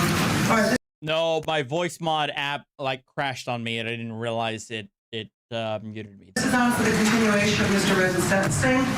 When we were last here, arguments were concluded and the court had begun to pronounce sentence when an incident occurred. An incident initiated by Mr. Redden, preventing the court from completing sentencing. That is his sole purpose. All right, I want to see the interview here. Hang on.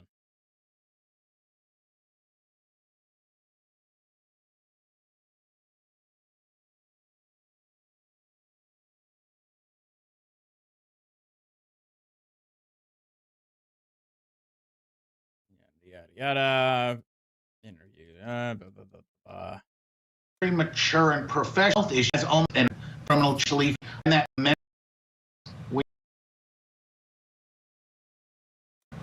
so and this be the all right. I guess that wasn't here. Oh well.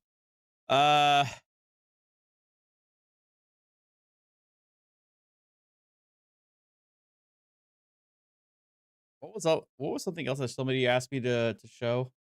Yes, Gary.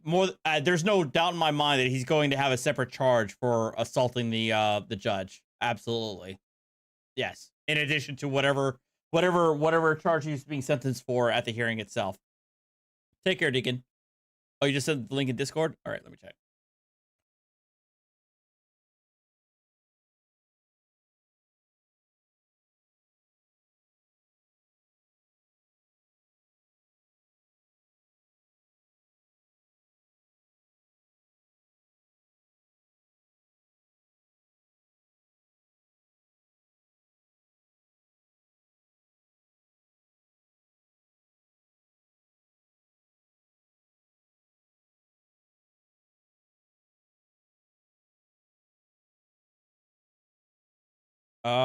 What channel did you post it, Father? Oh, never mind. I found it.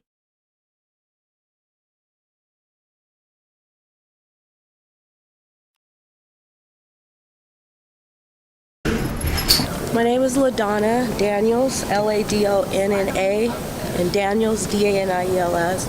In your relationship? I'm his sister. So can you just tell us, we've only seen the video, so tell us about he's your half brother, right? No, he's my whole brother. He's your full brother. So tell us about your brother and the brother that we haven't seen. Who is he like? What is he like? And how did he get in this situation? Well, he's basically born with mental illness. He was born with crack cocaine in his system. So his chance in life was taken at birth. Deep inside, he's a good person. He's just not had the opportunity in life to be surrounded by positive people, meaning his own family. I can see that my brother just felt betrayed at the time when he was pleading and saying that he was in a better place, which is different for us all to be in a better place. I mean, when we struggle from mental illness, it's a chemical imbalance, just as most addicts have chemical imbalances out there. Who wants to stop using, who can't. It's something that we suffer from. I don't think sending him to prison is going to deter anybody who suffers from a mental illness. They need to be surrounded by healthcare professionals who can treat him and so that he gets the right treatment that he needs. He's been in and out of mental health court, so now he's going to go to prison on this thing, right? You were saying to me when we were walking down here, you don't think that that's going to help him in any way? It's not, because the people in prison are trained to, for prisoners. They're not trained for people who suffers from mental illnesses. So he will not get the proper treatment that he needs. This case went internationally viral. How has your family been dealing with that? Well, we've all just been thinking more, of our rights as individuals. And anybody whose mind is not of a normal person should not be judged in a manner of a person who's normal like you and myself. Oh, okay, come on. He's trying to speak for himself, which I just think he shouldn't have never been allowed to take the stand or speak on his own behalf because of his condition. What was your thought when you saw these videos that went viral? I mean, obviously you're talking about Yes, I just think his reactions were not premeditated. It was triggered because he seemed to have been pleading for his freedom. He has been off his psych meds since he got out of jail, but because he doesn't have an appointment until March of this year, so he has not taken anything at all. And I think when the judge says, it's time for you to get a taste of became a trigger, and in his mind, he felt threatened. Oh, come on! The capabilities to do what Diopra did, and that is to leap that high when our fight or flight mechanism response is triggered when we're threatened. We can jump that high. We can leap that high. So in his mind, it's realistic that his life was feeling threatened, and that's what happened. Do you think that if this judge didn't say that last line, that this would be a different story? I strongly believe that. I strongly believe that because it was that statement that was the trigger. Have you had any communication with him since Wednesday? No, I haven't. I have, and actually, once we found out that he didn't appear in court on that day, my mind automatically went to, what did you do to him? Where is he at? When I came, media everywhere, and I go over to the jail, and I'm trying to do the visits, and there's no visitation for him at this moment. Then why? Where is he? He hasn't called, but apparently Tony Abatangelo, a good attorney that I know, was able to access someone from the inside to actually call, and they called me last night.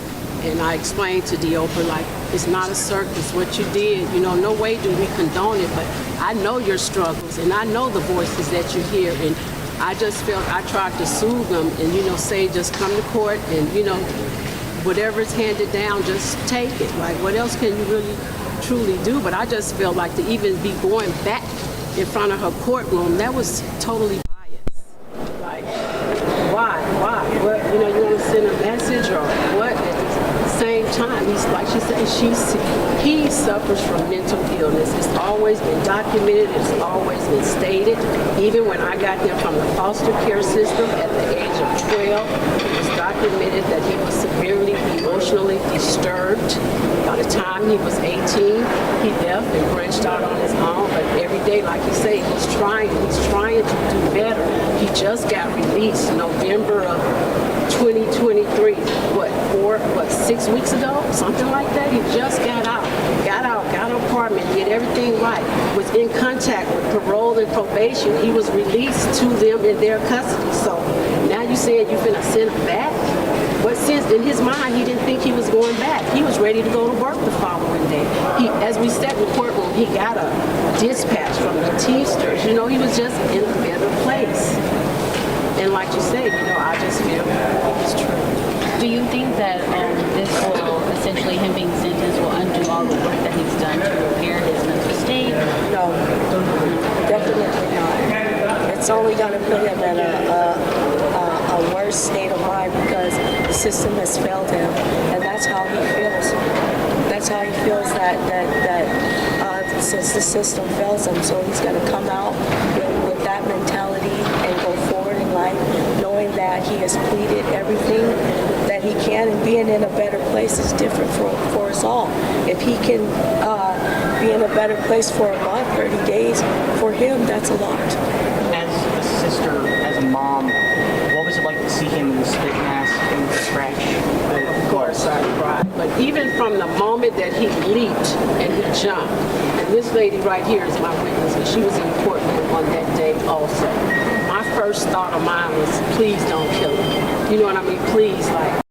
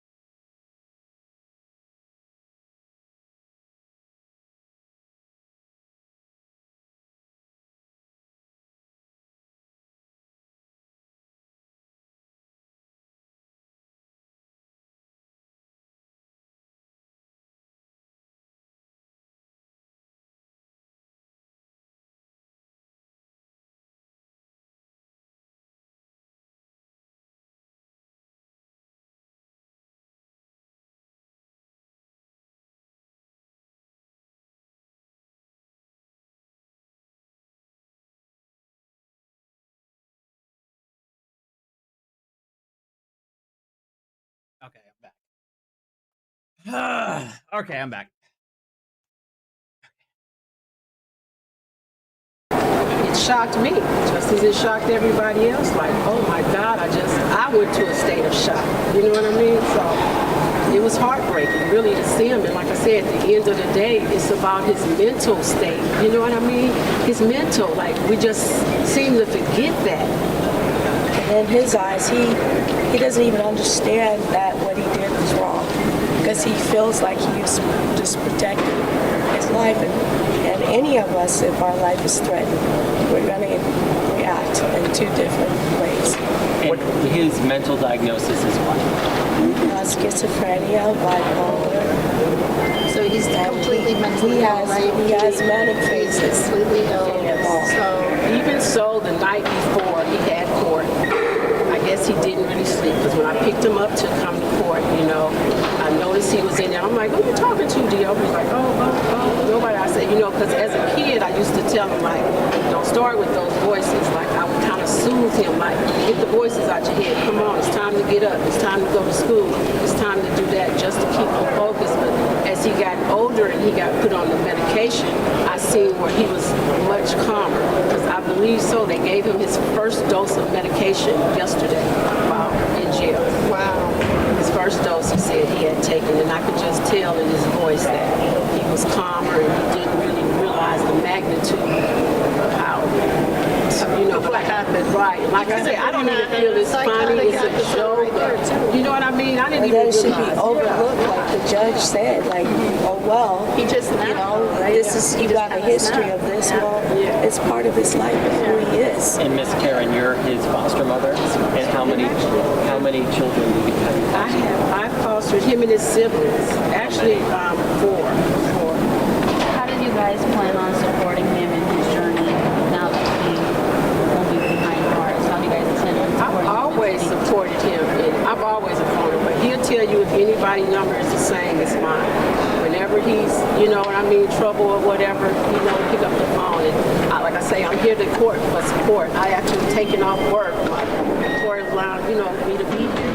It's all about me supporting him, but, you know, whatever he needs, I'm a phone is to make sure that he's getting the proper care. Yeah, I plan on helping him understand his mental condition, because he doesn't understand what he suffers from. Outside of him suffering from that episode, how would you describe his normal disposition? Oh, he's a sweetheart. He is the sweetest young man. He will lend his arm to help somebody. He will give his arm up for sure. As a family, have you guys been discussing what the next steps are looking like? I mean, what you think? I guess tomorrow is what, another episode? You know, with the, like I say, yeah, he had, 4 charges. Now they jumped to, 15, 16? Like, extortion, like, really, like I said, you know, no disrespect. We don't condone what he did. As far as everybody, oh, see what he did? No, he didn't do that to the bailiff. The bailiff did that to himself. You know, and if you're not in your right state of mind, is it you or is it the sickness or the illness?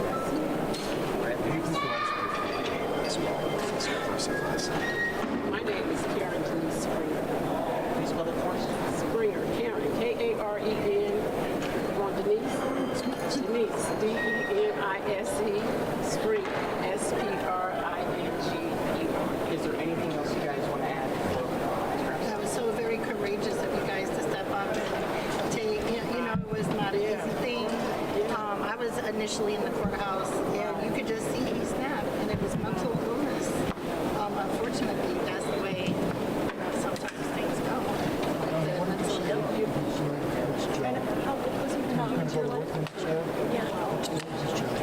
Thank you. Thank you. That was very brave. Yeah, Teamsters. He had a Teamster 631. I just paid for his dues to get paid, so he was ready to go to work. So what was the nature of the work? Was It's like labor board, extra board, they call it.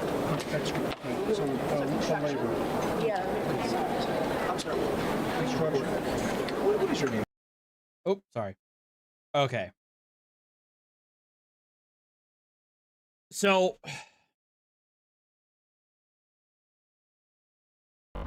I can't speak. I can't speak to this situation very well. I don't know what it's like to have a family member who's suffering from mental illness, or at least an immediate family member who's suffering from mental illness such as bipolar and schizophrenia. I can't really speak to that situation.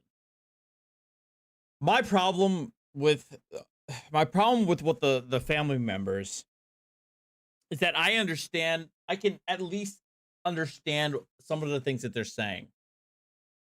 That when you have somebody who's going through that, they may not know what they're doing. They may not understand the actions that they're doing, the actions that are being taking place. What set me off and what irritated me is basically the throwaway or the half-assed reference to his actions.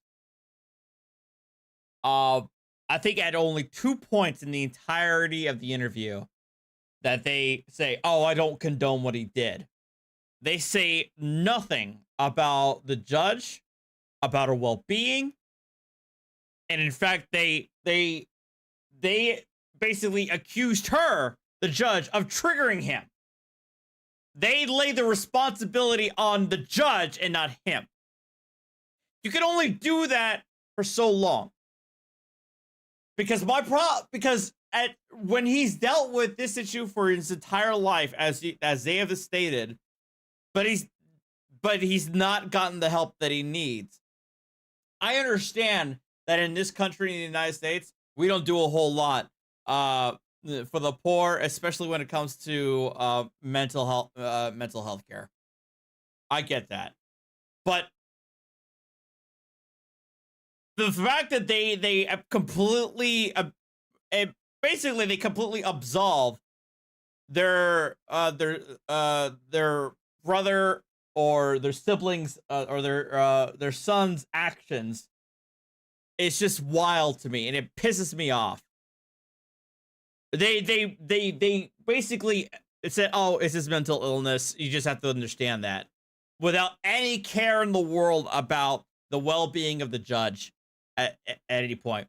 I would actually be far less pissed off than if they had at least made some statement in reference to the judge's well-being, while also talking about his mental illness and everything like that.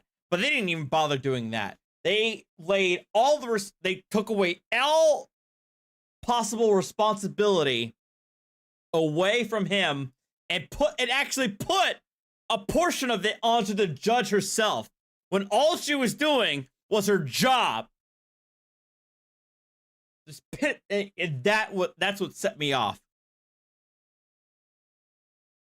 I get it. You're his relative. You want to defend your relative. You want to defend your brother. You want to defend your son. I get that. I understand that.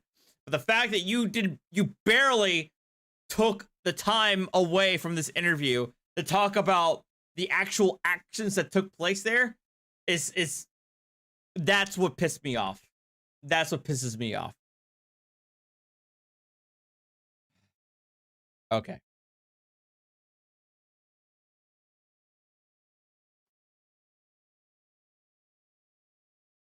Well, I think the judge's comment was a bit snarky. Sure. Maybe. But do I think that would have that's supposed to trigger the kind of thing that the guy did? No. I've heard judges make snarky comments to people who've been sentenced all the time, especially and given the rap sheet that this guy had beforehand, I can't blame the judge for making a snarky comment. So I'm not going to put any of the onus on the judge for making a snarky comment when the guy had a rap sheet that a mile long before his sentencing.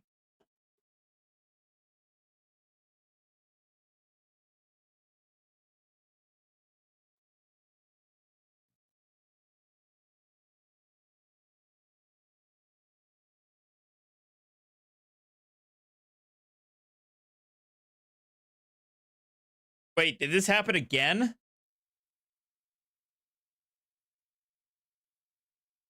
Hold on. Somebody tried to crash their car through the White House gate again?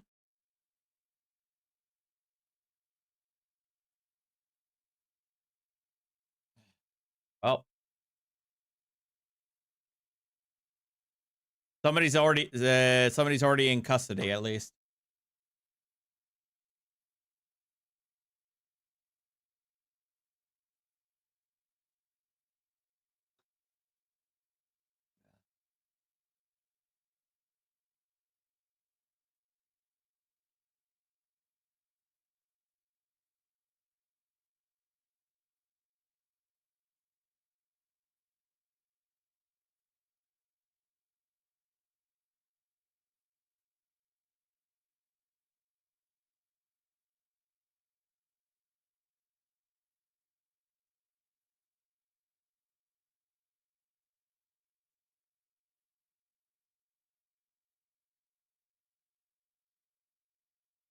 There's something going on.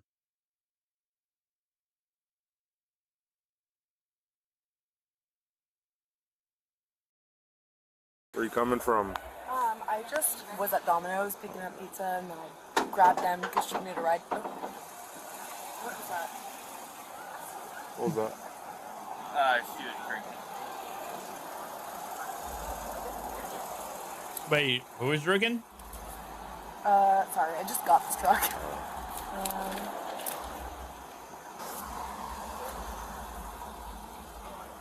I don't know these people. I just picked them up from Domino's.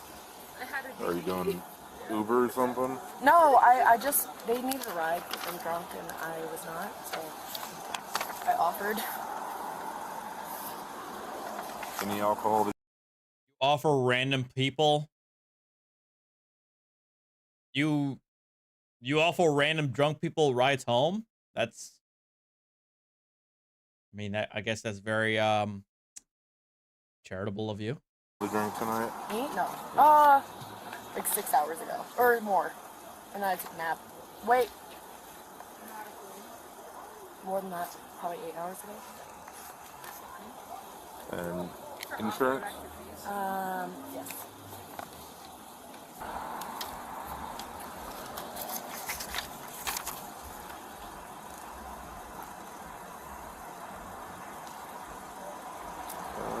Is that right? Sorry. I literally just bought this truck. I don't know what this is from actually. No, I'm sorry. What's a local address for you? Well, my current address here in Pullman is, I have to look it up, but,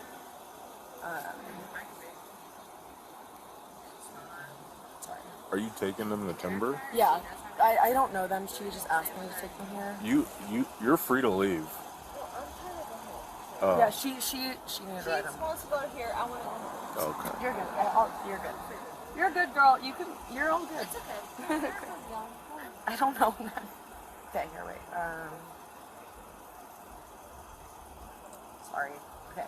It's, Jesus.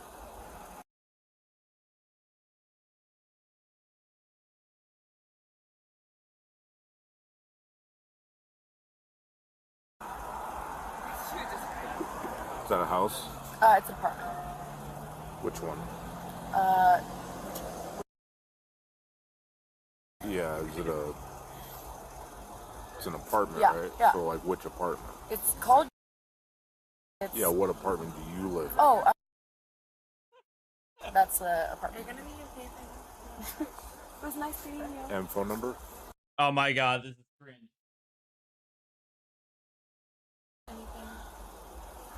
You mind if I just check your eyes real quick just to make sure you're alright to drive? Just fall tip of my pen. For when he makes you happy, you're happy. You know, like capital H. It's okay. I get it, man. Let me buckle you up, bro. He's just an asshole.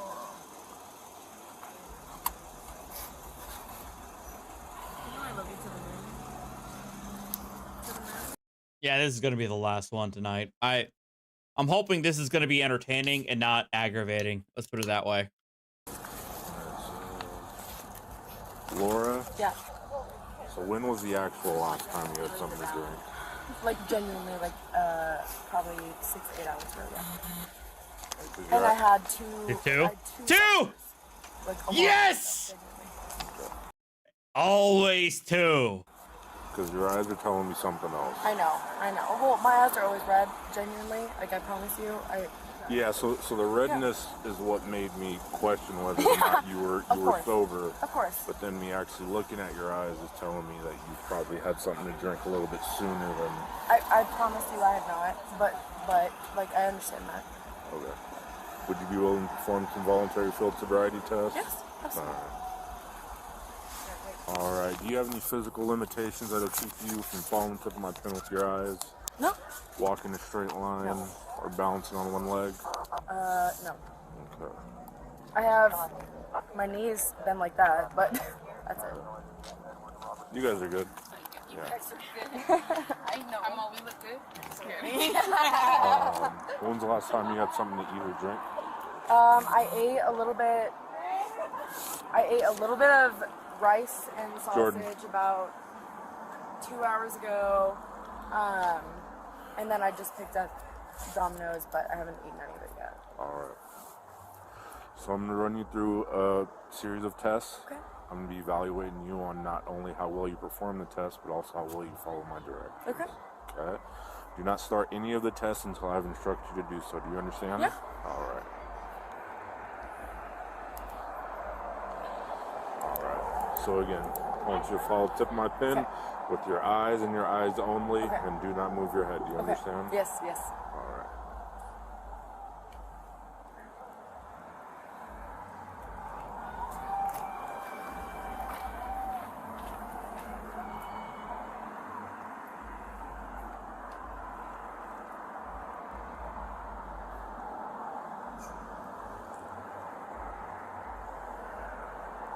Yeah, seems okay.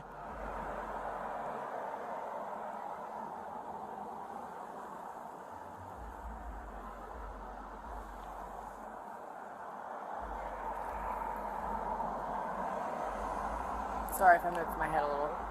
Sure.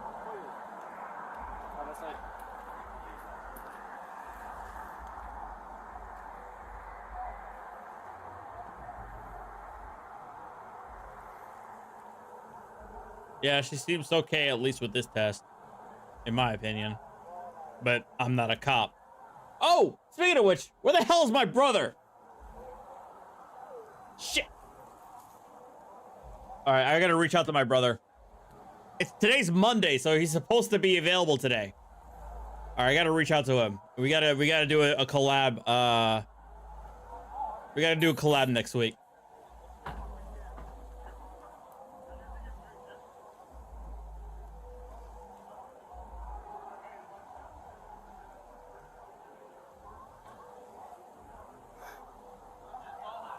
Hey, welcome, Big and Raiders.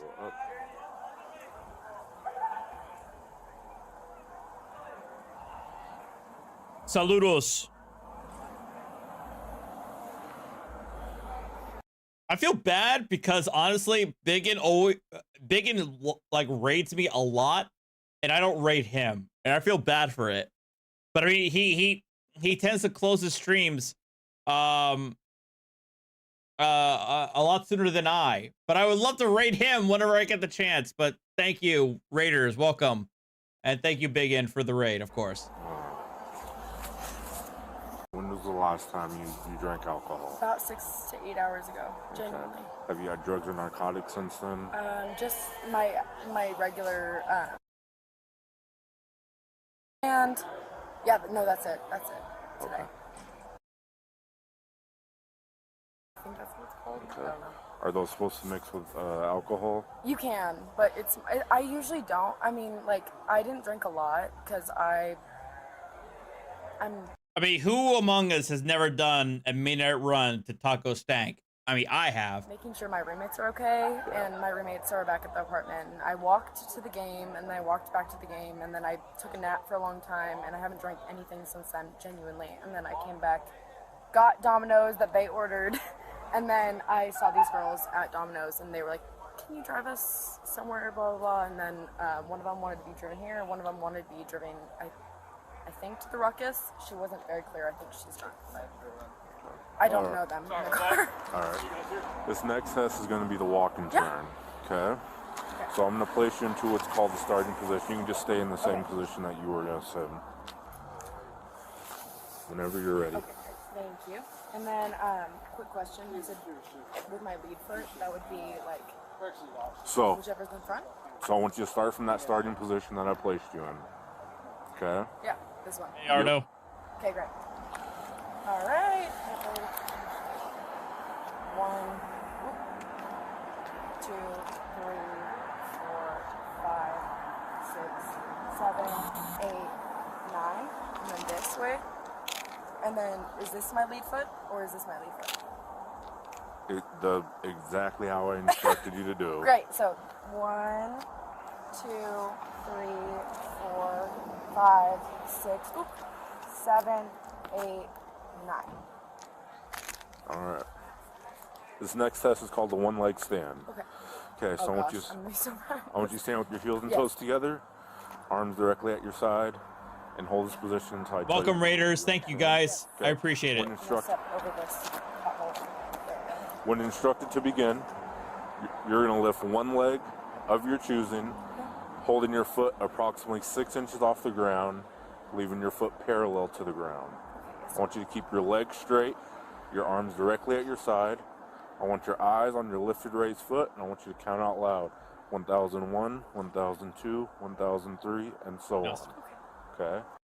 Now I want you to spread your cheeks and lick your stomach. Until I instruct you to stop. Okay, got it. Ready? Do you understand? I do understand. Give me one sec. I think I understand. All right, got it. Ready? Ready. And begin. 1001, 1002, 1003, 1004. I knew I'd be so bad. 1005, 1006, Welcome, Raiders. 1007, 1008, 1009, 1010, 1011, 1012, 1013, 1014, 1015, 1016. I'm sorry. 2016, 17, 2018, 2019, 2020, 2021, 2022, 2023. End time. Thank you, sorry. No, it's all right. Like I said, you've been cool with me. All right, this next test is called the preliminary breath test. It does not replace the evidentiary breath test that we may take at a later time. Okay? Are you willing to perform this test? Yes. All right. All right. In a second, you're going to take a deep breath, wrap your mouth around that like you're blowing up a balloon. Just long, steady breath, okay? Got it. 1 second. Sorry. Very good. All right, deep breath, then blow. Keep blowing, blow harder, harder. You got to blow harder than that, okay? Yeah, you got to blow out. Yeah. Got it. Sorry. So take a huge breath in, and then just Not blow the best. it all out Got it. as hard as you can. Keep blowing harder, harder, harder, harder, harder, harder, harder, harder, harder, harder, harder. So you got to I open know, your I'm teeth sorry. up. Open your teeth Got up it, so you got it. actually get it in there. Okay. All right, I'm ready this time, guys. Okay. All right, deep breath. Blow. Keep blowing. Blow, blow, blow, blow, blow, blow, blow, blow, blow, blow, blow, blow, blow, blow. Perfect. How's your guys' night going? Not bad. Yeah, not bad. Not bad. Busy? No. Yeah, weirdly not. Yeah. I know. My roommates were like, they were out driving earlier, and I was like, you guys should be tired. Work. 455. You know what the legal limit is, Laura? 0.8. 0.08. Point. That's what I meant. That's what I meant. And you're 0.12. Ooh. So I'm going to place you under arrest for DUI. Place your arms around your back. Yes. It's right here. Sorry.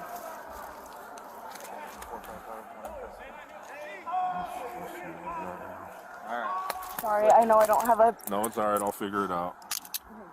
Now it's preliminary.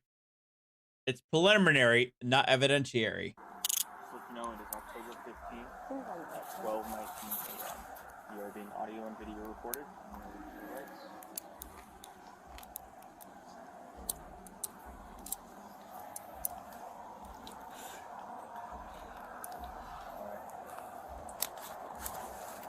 You have the right to remain with you while you no belt or anything. Any time to exercise these rights and not answer any questions. Do you want to go around there? Do you understand? I was trying to go no cuff. All right, Laura, since you've been cool with me, we're just gonna go no cuss, all right? Okay. I'm not. Definitely not either. Can you do me a favor? I don't know if this is like what I'm supposed to do, but like, could you grab my phone? It's in the. Yeah. Is there anything else out of the car you'd like? No, I'm okay. Thank Okay, you I'll so grab much. your phone out of there, and then I'll bring it down to him with the station. He's going to take you out, and then I'll get the car parked somewhere, okay? Thank you very much. And then we'll let you know where it's parked. Thank you very much. I appreciate that. Make sure that it won't get towed. Yeah, thank you. Is someone making... There's not really worse that could happen right now. I mean, you don't want that insult. Using the command? That's fair. Yeah. I've, yeah. Do you have anything on you that sharp poke or prick me? No, Just, no, I don't think just so. I let have me to know. check, but no. Well, Wait. I'm gonna have to search you before I put No, you in I my know. car, so you can. No. Yes, I need my phone. My wallet, I don't necessarily need. I mean, unless I do need it. But I think it would just be better just to bring it. okay, yeah, my wallet should be in the center console, or like the side. Yeah, thank you so much. Guys, if you are a subscriber, I think I have it relegated to members. If you're a member of my channel, you can mess with the lights behind me and annoy the hell out of me if you want. Members only. Can you just face the vehicle for me? Alright, just place your hands onto the vehicle. Well, I'll try. Oh, yeah, it's alright. No. Using the back of my hand. Yeah, absolutely. No, you're okay. I can take this off too. Oh no, it's alright.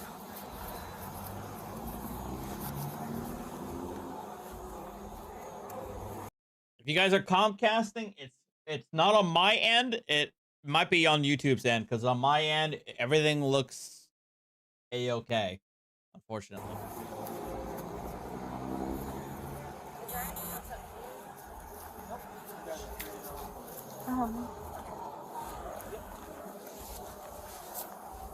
I genuinely didn't drink anything past like hours ago. I'm sorry.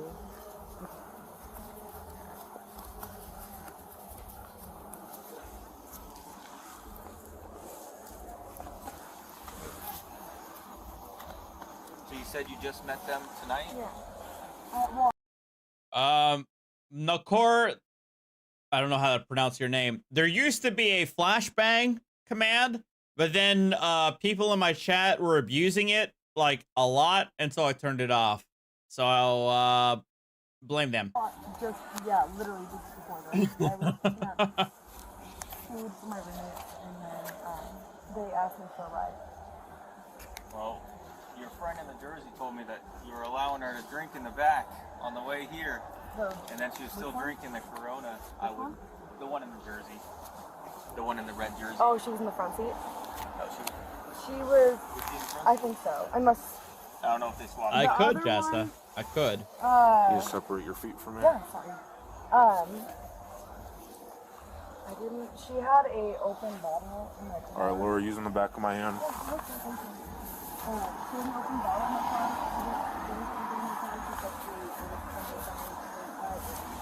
Her friend was crying to me, and she said she needed a ride, and I just... Well, I would not do that for future. Thank you. Yep. I appreciate that. And then... Yep, you're good to go in. Okay. And then should I just... I'll get Okay. that for you, yeah. Just gonna go right on top. Yeah.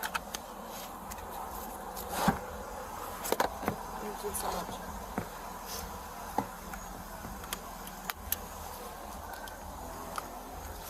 And these are the only things that I got off you, your ticket.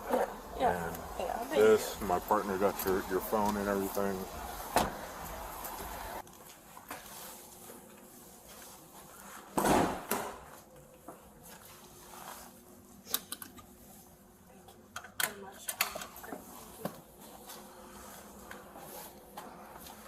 Right to your left.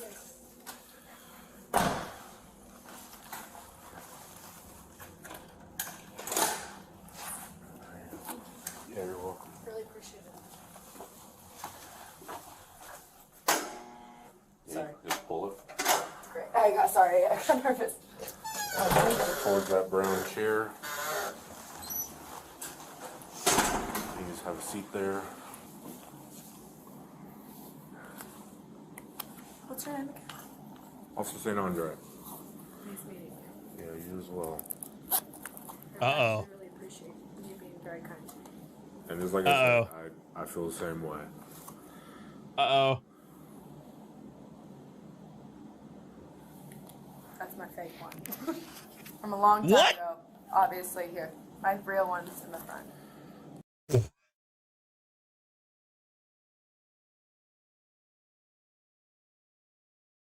Oh, sorry. My bad, officer. That's my fake ID.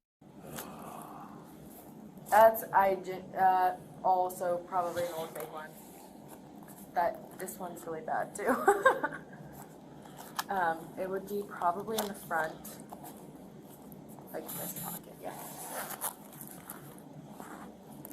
That is also another fake one. It comes with Oh my god. There's my real one's in there though. Why? This is a first, Laura. Yeah, it is.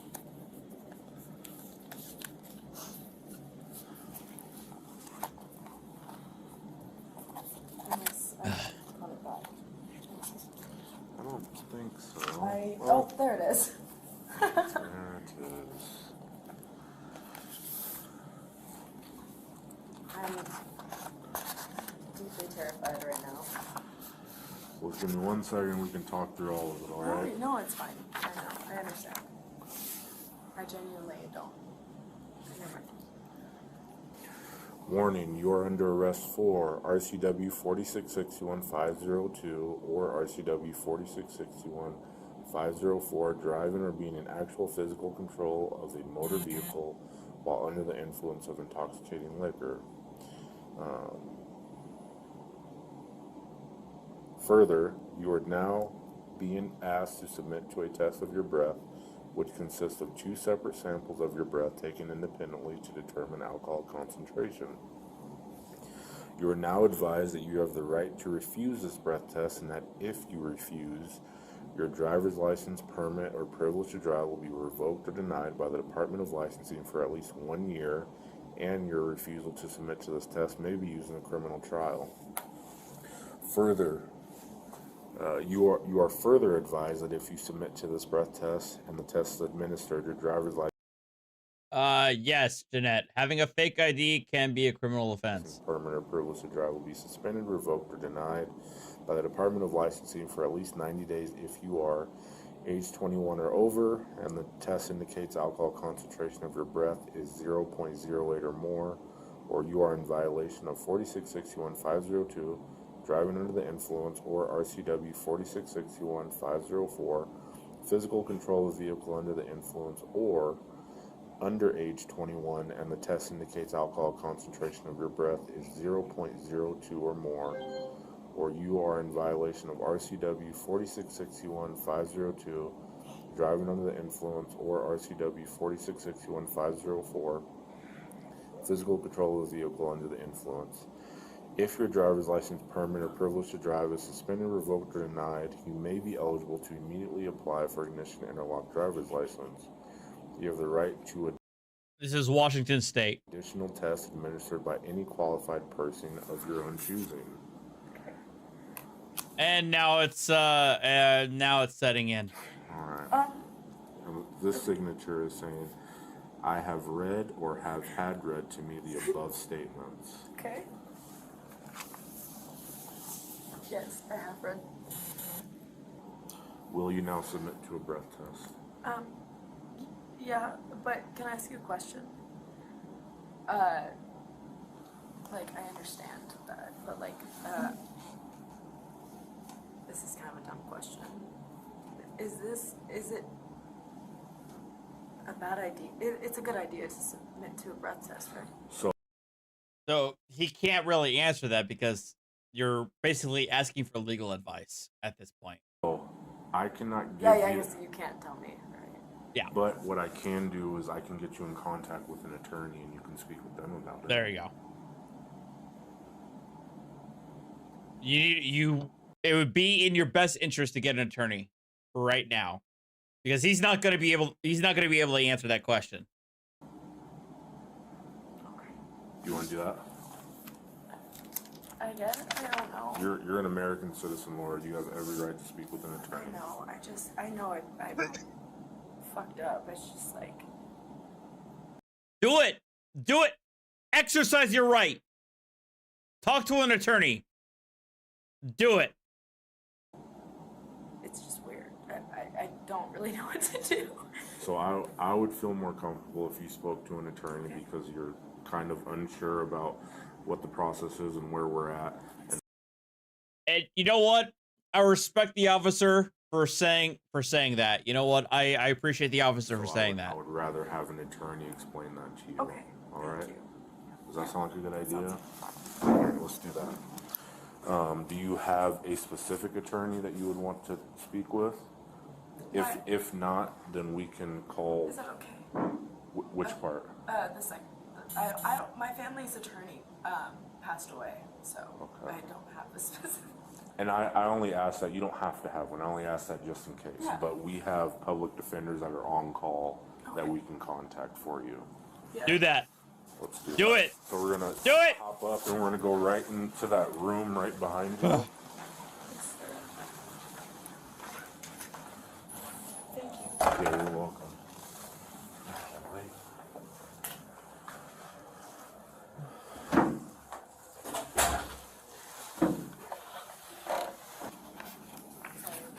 No, it's okay.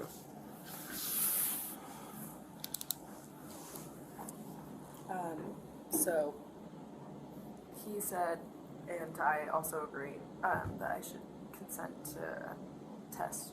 Okay. I kind of was thinking about doing that anyways, but I just didn't know. I don't know. Like I said. I understand. I'm just now gonna ask you again, will you now submit to a breath test? Okay. What does your tattoo mean? This? It's my wife's initial. Oh. Oh. All right, I just gotta do a mouth check just to make sure you don't have anything in your mouth. Just open your mouth nice and You got that police riz going. big. Move your tongue to the left and the right. All right. Just make sure we just keep our hands in our lap from here on out. I imagine the reason why the cop said to go ahead and consent to the breath test is because most of the time when in a lot of different states, if you refuse a breath test, it's an automatic suspension of your driver's license. Whereas if you consent to it, you won't automatically lose your license, and then the attorney will say you'll have a better chance of being able to fight you'll be able to fight the charge in court, as well as you won't be able to lose your license. That's my guess. That in this situation, in a state like Washington, if you don't consent to the test at the station, you could lose. It's an automatic loss of your license. Whereas if you consent to it, you can still fight it and you won't lose your license. I'm used to having to do that for the dentist. Oh, okay. That was just weird. I'm a very anxious person. That's all. You don't seem like it. Really? Yeah. I'm trying so hard. You're doing very well. You know, I'm just trying to be respectful. Yeah. No, you've already been extremely respectful. I understand the circumstances. I just didn't. Probably compared to the other jackasses he sees at this time of night. Couple of weeks, and so.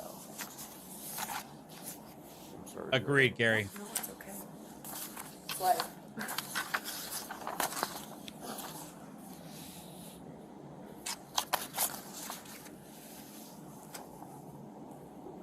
I also think that I haven't really processed anything that's happening. I'm just kind of going. For you to say that you're anxious and the way that you're acting now, I would probably second that. Really? Yeah. That's shocking. I know I'm like panic attack inside right now, but I try really hard to keep it in. All right. I we don't need to see the flirting, okay? That's fine. Your grass is too long. Can you help me up? I was elected president of the Riverside HOA in 1987. The Coney House is too sharp. I changed the rules so only I could vote. Some would call me a dictator. This is where I go to get away from my wife. Is your wife home? Because I would like to say hello privately in my swimming pool. I'm just kidding with you. I want to fuck your wife. It's my wife. Yeah? Let me talk to you. Let me talk to you, lazy bitch. Oh God, I think I stepped in shit. We got an Amazon approval policy. Everything comes to my house, and if I don't like it, I'll bring it to your house. God, Jesus Christ. Okay, all right. Okay, let me talk to you. Let me talk to you. Okay, yeah? I gotta be careful with the stairs on account of my arthritis. I fought in Vietnam. If you are late with your HOA payment, you have exactly 8 hours until I enter your property and take anything of value. Your grass is too long. True. I don't even have an HOA, and I'm like, true. All the truths. Your grass is too long. Sorry.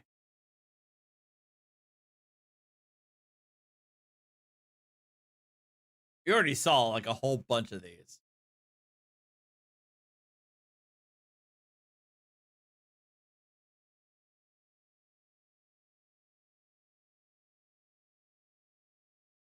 Last time I checked, this was still America, and we speak English in America.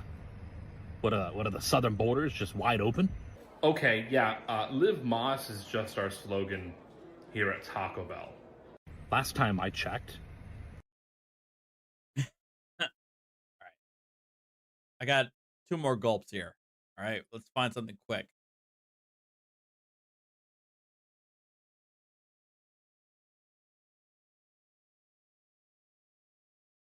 I also do follow Kurt. Kurt the cat. He's an adorable cat. That's just me.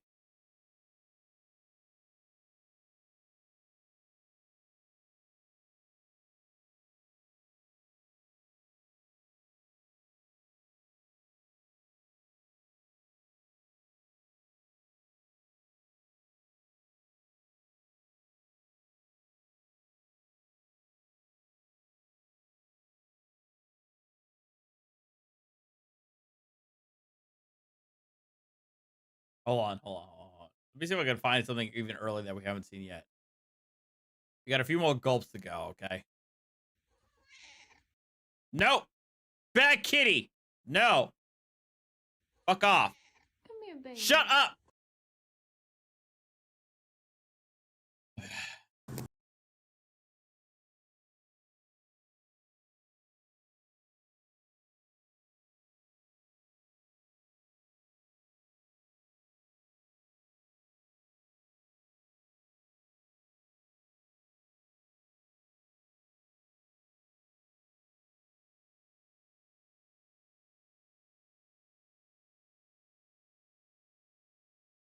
Where do I talk to Winston that way? Yes. Yes, I do. Do I watch Rockstar? Like, as in the developer? Where do you get off thinking you can tell me what to do? I worked in a coal mine and bought a house when I was 20 years old. Have you ever worked in a coal mine? No, I have not. Please pull your card out. Where do you get off? Yeah, so this guy's luggage fell out of the overhead compartment and broke my foot. I don't know, that looks like normal wear and tear to me. Yeah, well, my foot looks like this right now, so, you know, what do I know? Hi, my bag was damaged during the flight. That's actually the guy. Well, we aren't responsible for the damaged baggage either way. Well, here's a picture of my bag before the flight, and as you can see, it's clearly not damaged. And that's the piece of luggage that has obliterated my foot. How about a $250 travel voucher? This is not how foot should look. Actually, the airline is legally responsible for paying the damages. Fine. Fill out this form and state how much the damage was.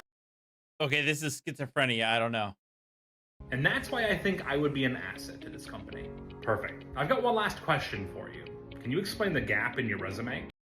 Artie, are you being so mean to the kitty? I will admit that I am verbally abusive to Winston, but I spoil him rotten because Winston's my kitty.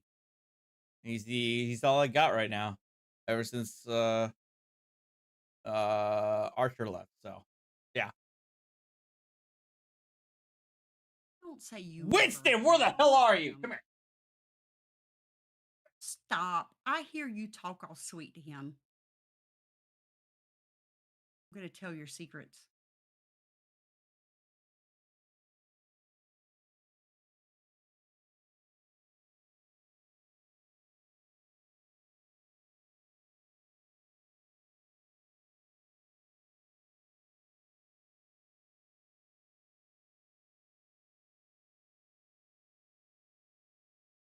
Look at it. Being a brat. Yeah?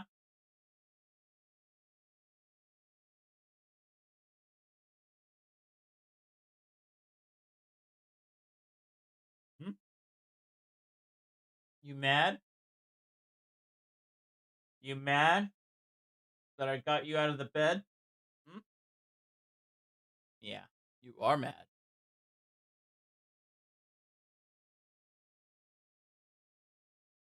Big boy. Hmm? Huh? Mm-hmm. No. Oh my god. Look at you. Winston. Stop.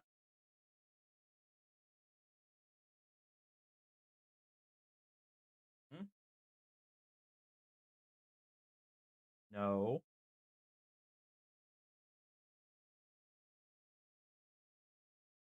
Stop being a bad kitty. Mm-hmm. Okay.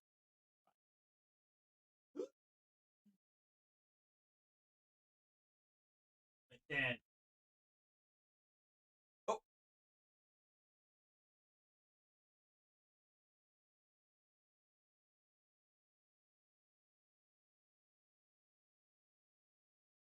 Yeah? Okay. I pissed him off.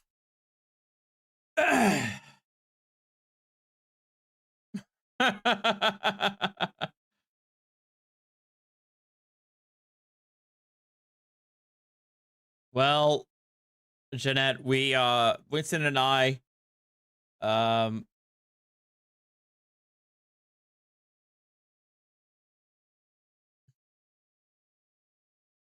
Winston and I are very, very, very much sharing equal levels of pain over me losing my son Archer and he losing his brother Archer. So we've been dealing with that since October, okay? This is why I follow Jared Benson for all of my very real business life hacks. Watch this. Ask your mom. And that's why I think I would be an I've got one last question. True. Communism is taking this country over. What are we in China? I fought in Vietnam. Like I was saying, sir, there is no such thing as a McTurkey on rye. Communism is taking this country over.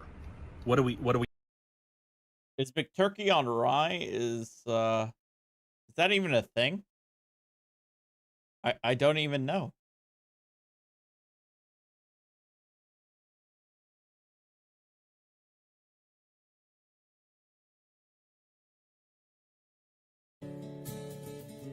Merrily we fall out of line, I'd fall anywhere with you, I'm by your side, swinging in the rain. Honestly, I've been actually looking for an orange cat. Basically, my preferences when I've been looking for a companion for Winston has been an orange or a black cat. And then yeah, that's kind of basically it.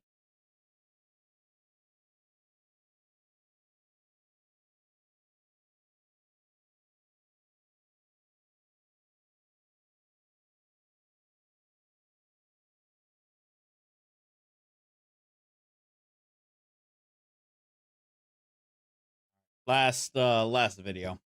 That's all I got left. Indian food? I agree that orange cats share a singular brain cell.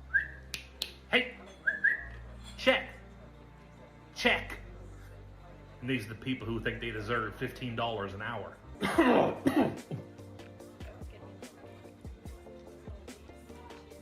No, RA, Sphinx cats freak me the fuck out. Sorry, I have to curse for that one, but I can't handle a hairless cat. No, I'm sorry, I can't do that. I'm trying to wait until he sees me. Oh, yeah, can we get our check? Thank you. No, actually, I'm so sorry.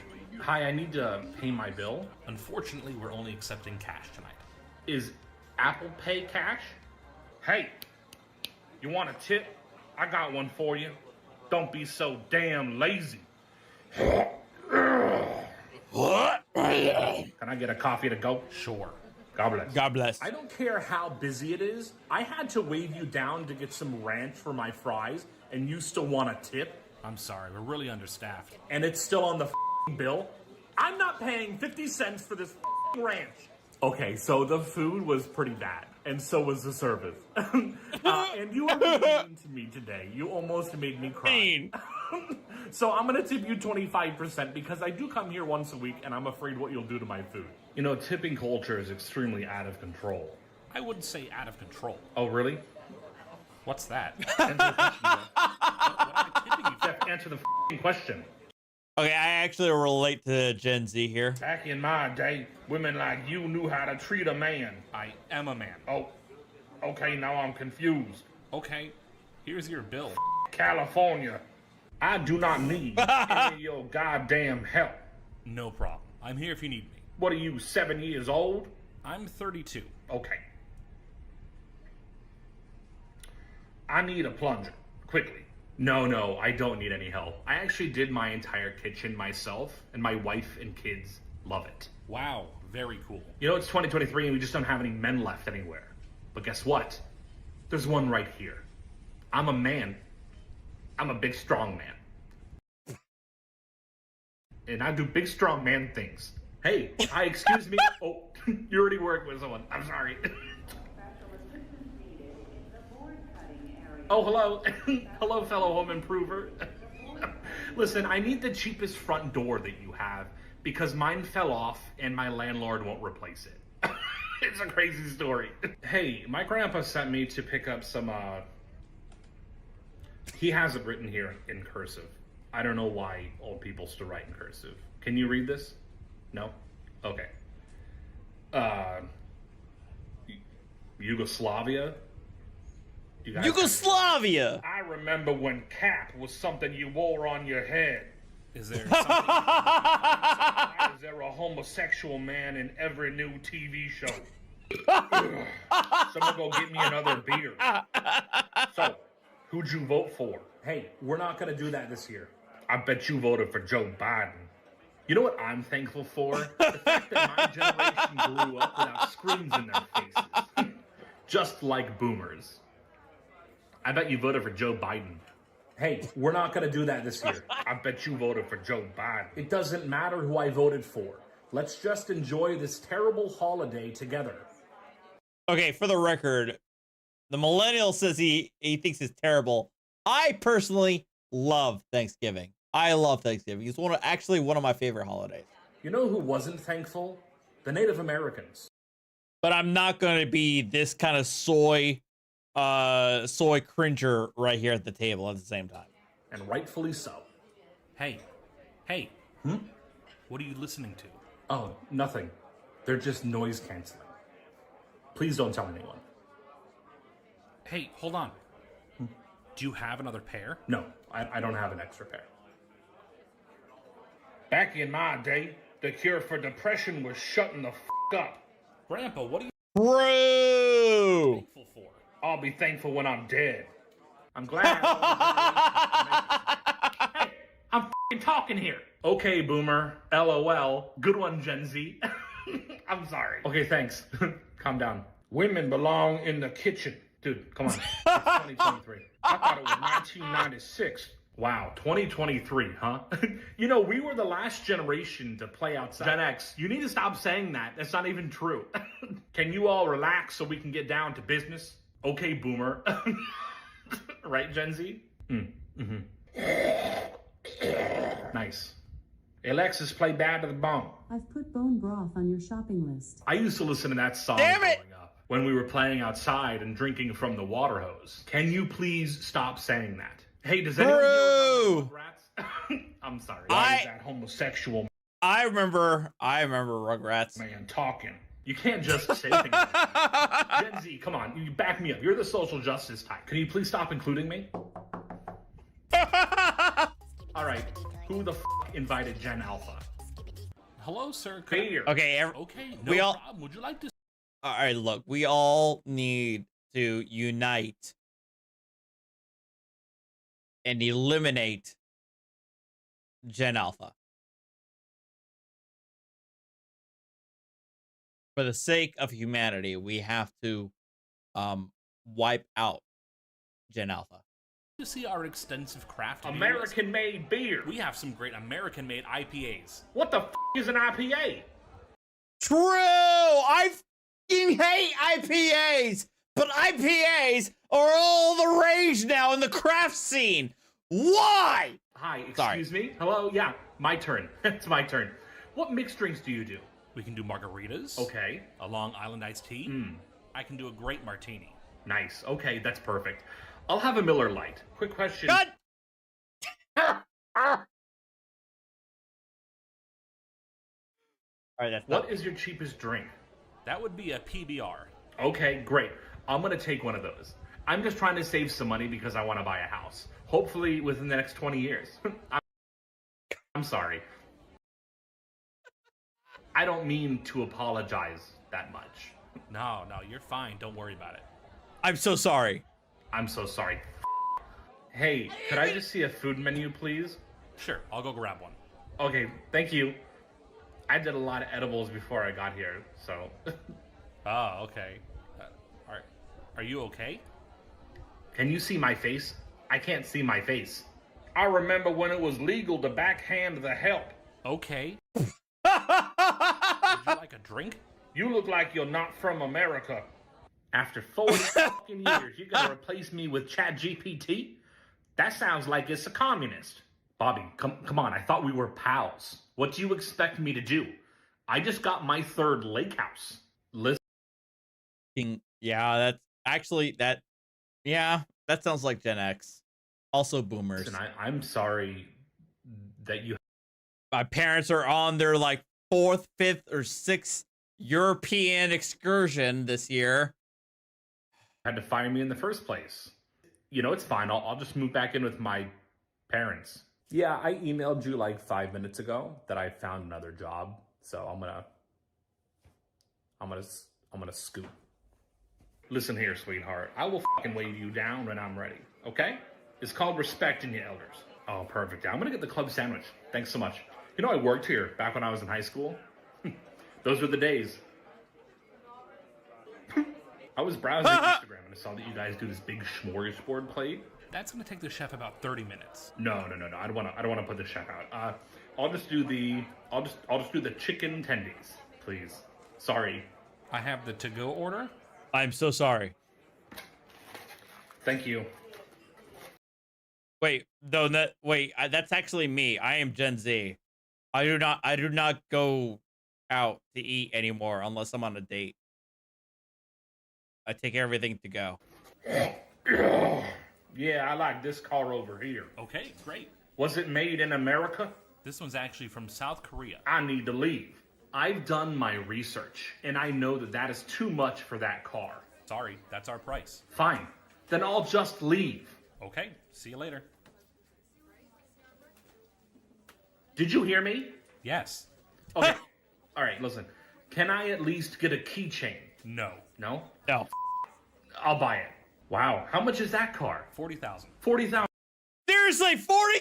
Everything. Why is a single cab truck 40K? What in the world? Okay. Wow.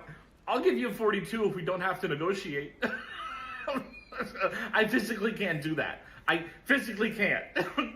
Also, I need to spread my payments out. Is that possible? Sure. Okay, great. A couple years maybe, like 15 or more. Does that car over there have Apple CarPlay? Unfortunately, it does not. Is it an antique? No, it's a 2005. Yeah, that's an antique. I was born in 2005.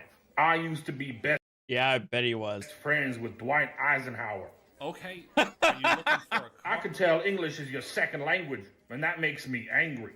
I'm going to the I'm a goddamn American. You should really see Paris one day. I don't want to go to Paris to see no hunk of metal.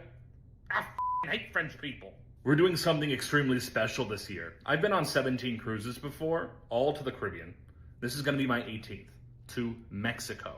I'm pretty much a world traveler at this point. I can't wait to try their McDonald's. Am I going on vacation? Yeah, of course I'm going on vacation. If by vacation you mean sitting on the couch watching reruns of The Office with my dog. Yeah, replace Office with anime, and replace dog with Winston. And yeah, that's me. You're not traveling? Oh, that's a funny story. I can't afford that. A vacation? Of course I'm going on vacation this year. Hold on 1 second. Hey Dad, are we going on vacation this year? Another cruise? Oh, it's to Mexico. Okay. Yeah, I'm going on a cruise to Mexico. I'm pretty much a world traveler at this point. I'm not going with my parents. Back in my day, your lunch break at the asbestos factory was a vacation. Oh, okay. You smell like you're an Italian. Hey! What's your last name? No. I need the name on the reservation. I know you do not need any of my personal information to check me in. Now do your f***ing job. Checking in, Wilson? Okay, hold on 1 second. Did you just tell me to hold on? I think your attitude just earned me an upgrade. Yeah, Gen Xers are all Karens. Hey there, checking in. Sorry, your room's not ready yet. No, that's completely fine. That's fine. It's completely fine. I'm sorry that I assumed my room would be ready. I'm so sorry. Listen, I just need somewhere to sleep. I don't even really need a room. I'm just happy to be here. Yeah, I made a reservation on the app. Can I see your printed confirmation? Every reservation needs a printed ticket. What is it, 1963? Why do I need to have a printed ticket? I don't even own a printer. Back in my day, cigarettes were good for you. Okay. Say racist things and then act like I don't know what they mean. But I do know what they mean. Hey, I need a menu. Here's the QR code to scan. You want me to scan something so you can steal all my money, don't you? No, sir. We don't actually have any access. Go hack somebody else's mainframe, communist. How about we just skip the lockdown first and you just give me a real menu? I'm sorry, we don't have any. Oh, okay. Well, I'm gonna order the steak. I hope that's not going to be on the bill. I could ruin this place. I have like 300 Facebook friends. And where's the QR code? Oh, it's right in front of me. I'm so sorry. Oh, that's not the camera app. Do you have a Wi-Fi password? Yeah, I scanned it as soon as we sat down. I'll have the chicken tenders. Back in my day, the only trans we knew about was a transmission. Please just I remember when we started letting Irish people into the country. And it's been downhill ever since. Hey, where's my gift? It's right here. Okay. Happy holidays. We say Merry Christmas. I thought we were Jewish. I'm gonna f*** you up. It's pathetic. All kids want these days are electronics and video games. When I was a kid, we got toys that we could play with outside. We didn't have our faces in screens 24/7. You like Minions? Okay, I got everyone something really special this year. Handmade cards. You get that? Handmade. I did it myself. I'm so quirky. I know what you're thinking. He can't afford real cards, so we had to make them by hand. Right. All right, look. As a millennial, I'm not that poor, okay? I can afford to get cards. Grandma, socks and a card? I am a lucky boy this Christmas. Let me take a look. Wow, it's very sweet. You forgot the money. There was money too? Back in my day, a good Christmas gift was not having polio. Skibbity toilet, skibbity toilet. What the is a skibbity toilet? I have no idea either. All right. Perfect timing. You guys have a good night. We're done. We've made fun of each and everybody's generations, as always, as we should. But I want to thank you guys for watching. I'm not going to be streaming tomorrow. Probably gonna, if I do, it'll be on my gaming channel, where I'm going to be like a full-on VTuber, like a cringe lord. But yep, check me out there. But beyond that, you guys have a good night. Take care, and I'll see you guys Wednesday. All right, see ya. Adios.